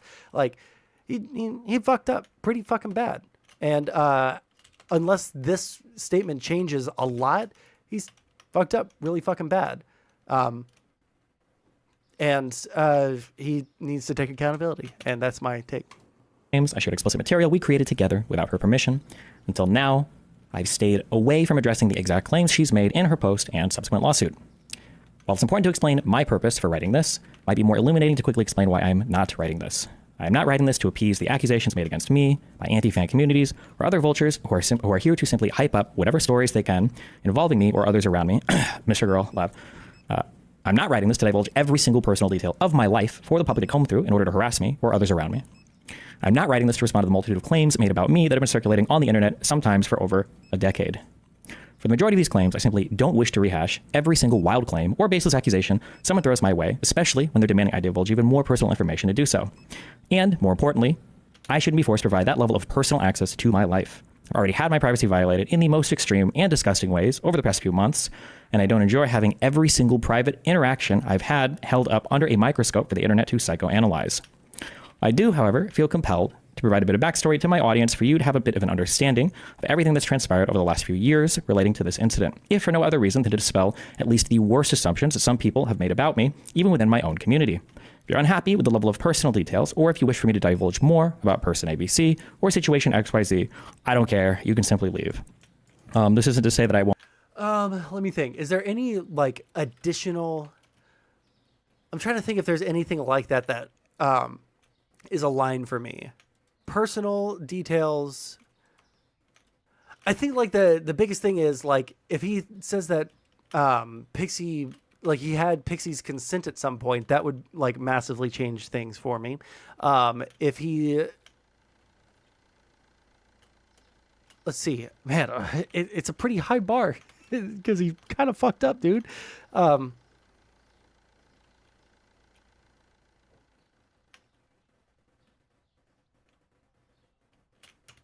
Also, Kelly Jean is mad nobody's talking about her. I'm sorry. Even through everything, I still can't like Kelly Jean. The disaffected fucking bonger voice where like she's never wrong, but everybody else is always wrong to her. And then she's also like, God, I fucking, I don't hate her as much as I hate Lav, but I do hate her. Won't address other things in the future. Oh, wait, hold on. Berto said, this response makes him even more cooked with the pending litigation. IMO basically is a Pixie smear video. Can't believe he even put this out, but hey, even more funny. Okay, well, we'll have to see. Probably will, but one piece at a time, okay? Why wait so long? I'm sympathetic to people who view me negatively, even in the worst light, because it seems difficult to imagine why I would stay silent on everything that's been said about the situation so far. There are 3 reasons for the delay in transparency. The first was minimizing exposure to revenge porn. A great deal of explicit content of mine had been published on Kiwi Farms, including incredibly personal communications of mine. Giving this any kind of public attention is obviously a massive victory for vulture communities as well as the leaker, and a massive loss for the privacy of myself and any of the other victims involved. It's irritating that because I'm a man, the expectation is that any explicit material of mine leaked for sexually humiliating purposes is just expected to be laughed at by me while being made into a joke by every community on the internet, including my own. Whether that includes those maliciously lying about our hookups for purposes of public humiliation or selectively publishing explicit leaked material online, all of it is incredibly disgusting and invasive, doubly so when I've been expected to just roll with it. It's incredibly bizarre how many people are fixated on insisting that I'm not a victim in this when I was the primary target of the entire revenge porn posting. While other people were... I think that when it comes to labeling Destiny a victim, is he? Yes. But the problem that I have personally, I can't speak for anyone else because if I'm honest, I really haven't watched any, like, I've watched very little coverage from anyone else. Especially those who are close to this, right? Like, I tried to watch J-Stock last night just because I wanted to hear whatever logs about him getting doxxed while I was driving home. And in the entire ride home, not a single fucking DM was fucking read out loud, which was very fucking annoying. So, like, I can't speak to, like, what he's saying specifically here. So is this really a revenge porn victim incident? That's what the legal case is going to be about. Whether or not it's actually revenge porn, that's the legal case. But whether or not he violated his friend's trust is undeniable, unless he has some evidence that she was, like, actually totally fine with him sending her nudes to people. It's the fact that it's his friend, right? Someone that's, like, you know, close to him, both geographically and, you know, like, as a friend, you're close to your friends, right? And then you, like, violate that trust, and then just, like, everything after that is pretty bad.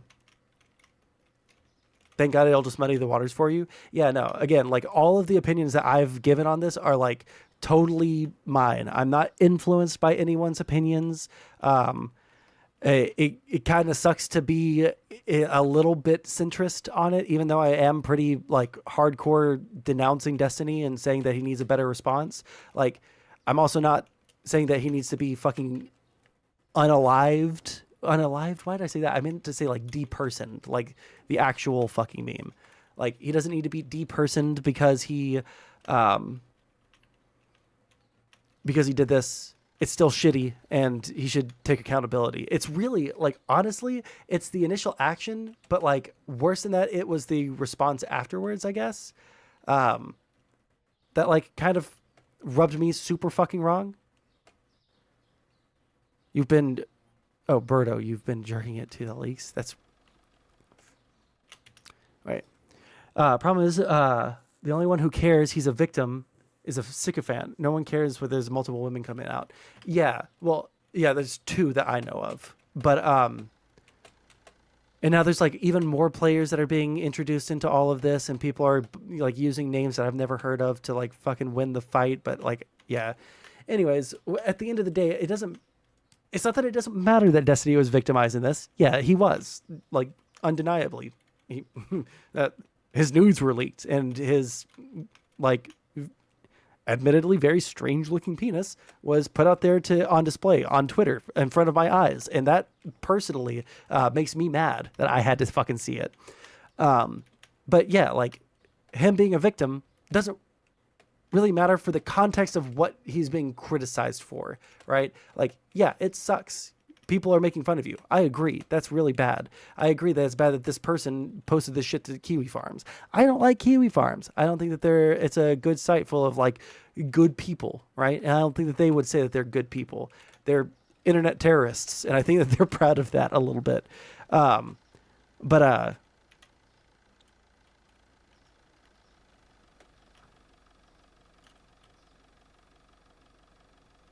This has nothing to do with Trump.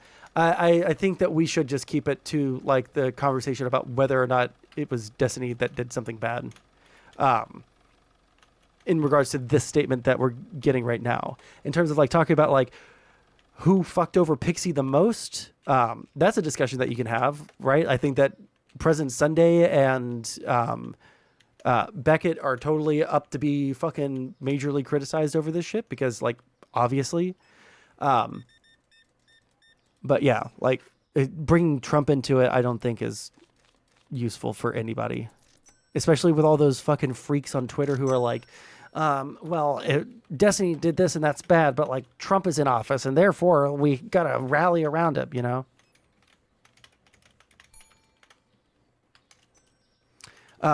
Destiny has a pattern of behavior and he calls all the women he's been with crazy, including his ex-wife. Yes. In his defense on that one, he surrounds himself with a lot of crazy fucking people. Like the argument would be he acted so recklessly to cause harm to Pixie. Most don't matter. You don't sue poor people. Well, yeah, of course. But what is that in reference to? Do you think the court case even matters, or is everyone's minds made up already? Some people will say that the court case changes their mind, but it doesn't. The court case literally doesn't matter to me, except for the fact that like Pixie was probably put in a position where she had to prematurely announce that she was going to do that because of President Sunday and Beckett. It's just me and Gas arguing. Gotcha. Undeniably harmed by these leaks, they were seen as collateral damage to the publisher of the material and the website providing hosting for it in the goal to attack me, whether it was through reputation, monetary harm, or just some other form of sadistic humiliation. The second point is Pixie's privacy request. Once the leaker published and hosted all of my explicit content on Kiwi Farms, Pixie messaged me and informed me that she didn't want confirmation of her in any part of the material. She said, I'm 100% denying it's me, by the way, since it's not super clear my face or anything like that. I haven't told other personal people in my life about it. This is me talking, basically, if you have any specific requests about like removing anything, and then it's just her saying, I don't want to testify or be named in anything. As far as people asking me, I'm just saying it's a lookalike. Don't tell anyone privately either if it's me or not, basically. Pixie messaged me and informed me that she didn't want confirmation of her in any part of the material. As such, I made no public statements regarding her appearance in any of the leaked material. She has since filed a public lawsuit, which is why I feel comfortable speaking out now. All of our conversations until December 10th were almost exclusively about contacting law firms, removing any explicit material online, and minimizing her risk and exposure to any online abuse or harassment. Pretrial settlement, the third reason. The vast majority of cases are settled. I Googled, there's a lot of numbers, it's all 90% plus. This suit, which is why I feel comfortable speaking out. There's no proof he was hacked. I think that nobody like thinks that he was like phishing linked hacked or anything like that. I think that the claim is what we all agree happened, right? Like he gooned with some 18-year-old girl and then she gave her access to someone else, and then that person found out that she messaged Destiny and started leaking. So I think it's like the colloquial term of hacked. Now, all of our conversations until December 10th were almost exclusively about contacting law firms, removing any explicit material online, and minimizing her risk and exposure to any online abuse or harassment. Pretrial settlement, the third reason. The vast majority of cases are settled. I Googled, there's a lot of numbers, it's all 90% plus. Before they ever go to trial, and the vast majority of them before they aren't even filed in court at all. One of the big reasons why lawyers encourage their clients not to discuss their case. Is the person who leaked them facing any punishments? Well, Destiny is supposedly suing Kiwi Farms and trying to find the identity of the person that did it, I guess. One second, let me catch up with chat.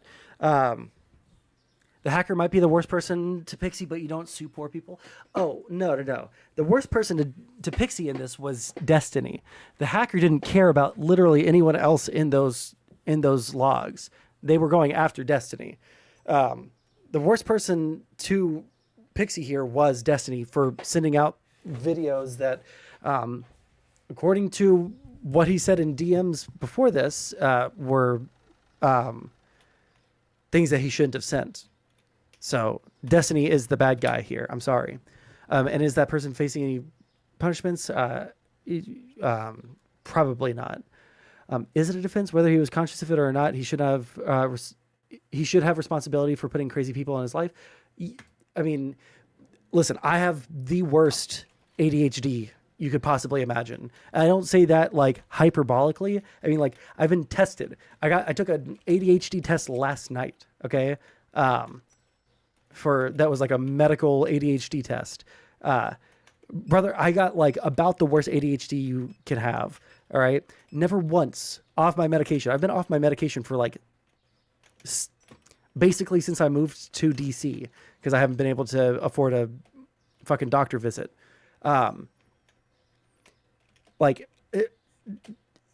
That drive doesn't come from ADHD. It comes from whatever fucking sexual deviance. And I don't care about being a sexual deviant. That's fine. Fucking suck all you want. The problem is that it's dysregulated in his life. Okay? I'm going to break out the fucking therapy speak now. It's dysregulated in his life. It harms his personal and professional relationships on a fairly regular fucking basis. And it's bad. And now his son is getting sent videos of him sucking cock on the internet. And is that directly Destiny's fault? No, those people are wrong. But like Destiny acts like there are no consequences for his actions because he's, done crazy shit all the time and got out of it with his career every single time. It might not happen this time. Yeah, the hacker probably didn't even know who Pixie was, or that it was that she was in the videos, if they did know who she was. Can you see the meme? Let me see. Unrelated meme, but fun considering. Okay, also, just so you guys know, we have about 10 minutes before I got to end. Oh, my girlfriend told me about that. Evidently, the lawyer for Diddy that quit was Osama bin Laden's lawyer. Osama bin Laden's lawyer couldn't represent Diddy. Publicly, especially before it's been filed, it's because you lose a lot of leverage that you might have otherwise when it comes to negotiating a deal with the opposing party.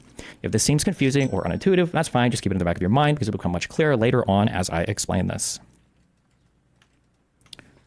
Events.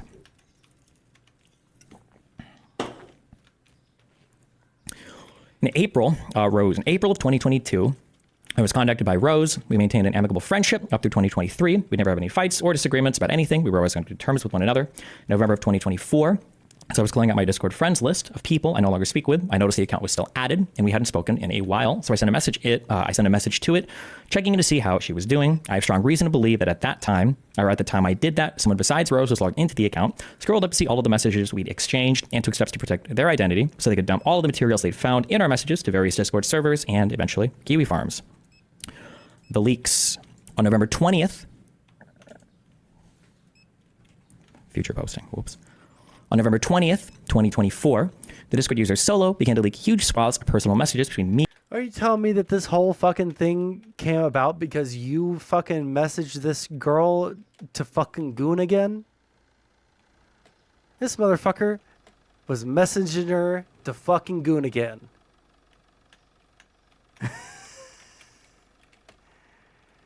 He wanted another taste. God damn it. God fucking damn it. Me and another person across several Discord chat rooms.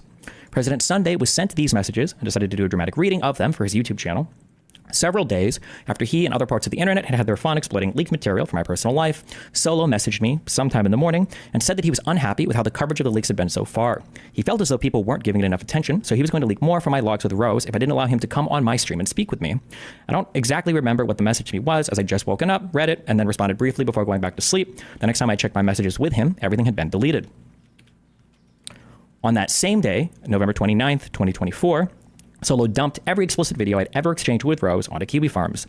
One of these videos allegedly showed Pixie and I engaged in a sexual act, and she subsequently messaged me and informed me of the leak. When Pixie posted on her Substack that she had to contact me about the situation first, this was the first time I was actually even made aware that explicit material of me involving others was being posted on Kiwi Farms. I think she puts this in here, note I had to contact him asking about the situation before he sent me this message. I think I was in the shower when I got this DM and I didn't even realize it had been posted, but okay. Time passes. I contacted a law firm in New York and began to pursue legal action relating to the revenge porn incident. Pixie made it clear that she did not want to be identified in any way in these leaks. I think it's just retreading the same messages. I agreed, and I spoke nothing at all of it publicly and continued to work and stream while pursuing my legal cases in the background. All of my communications with Pixie over the next week pertain to removal of the material and pursuing actions against the leaker. Leaked material of your personal life that was personal material of someone else's life that you leaked. Fucking true. All right, guys, listen. That conversation with Mr. Demetrius went on not significantly longer than I thought it was going to, but quite a bit longer than I thought it was going to. So we are going to have to end, and I'm probably going to just start the video over from the beginning next time I stream, which, again, I'm going to have a lot more streaming time coming up because of my new and improved fucking high-paying, big boy job that I'm very excited to start. So, no, stay live. I'm sorry, I can't stay live. I gotta go. It is time for me to leave. My girlfriend is waiting on eating food from me, so I cannot keep her waiting.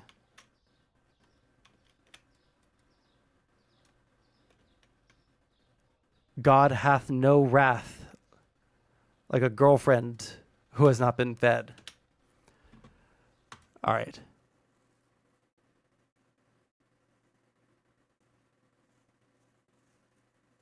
No, we're only 7 minutes and 50 seconds into this. If you want to make a short out of something that I've said, then you can do that, but I'll make a full video next time. All right. Anyways, I love you guys very much. I'm going to have to find Discord really quick. Or not Discord, OBS, so that I can end stream. Love you guys very much. I'll catch you guys next time. Oh, yeah, don't forget. Like, comment, and subscribe. Subscribe to the YouTube. That's very important. Use your fucking Amazon Primes and shit, fucking... I don't fucking...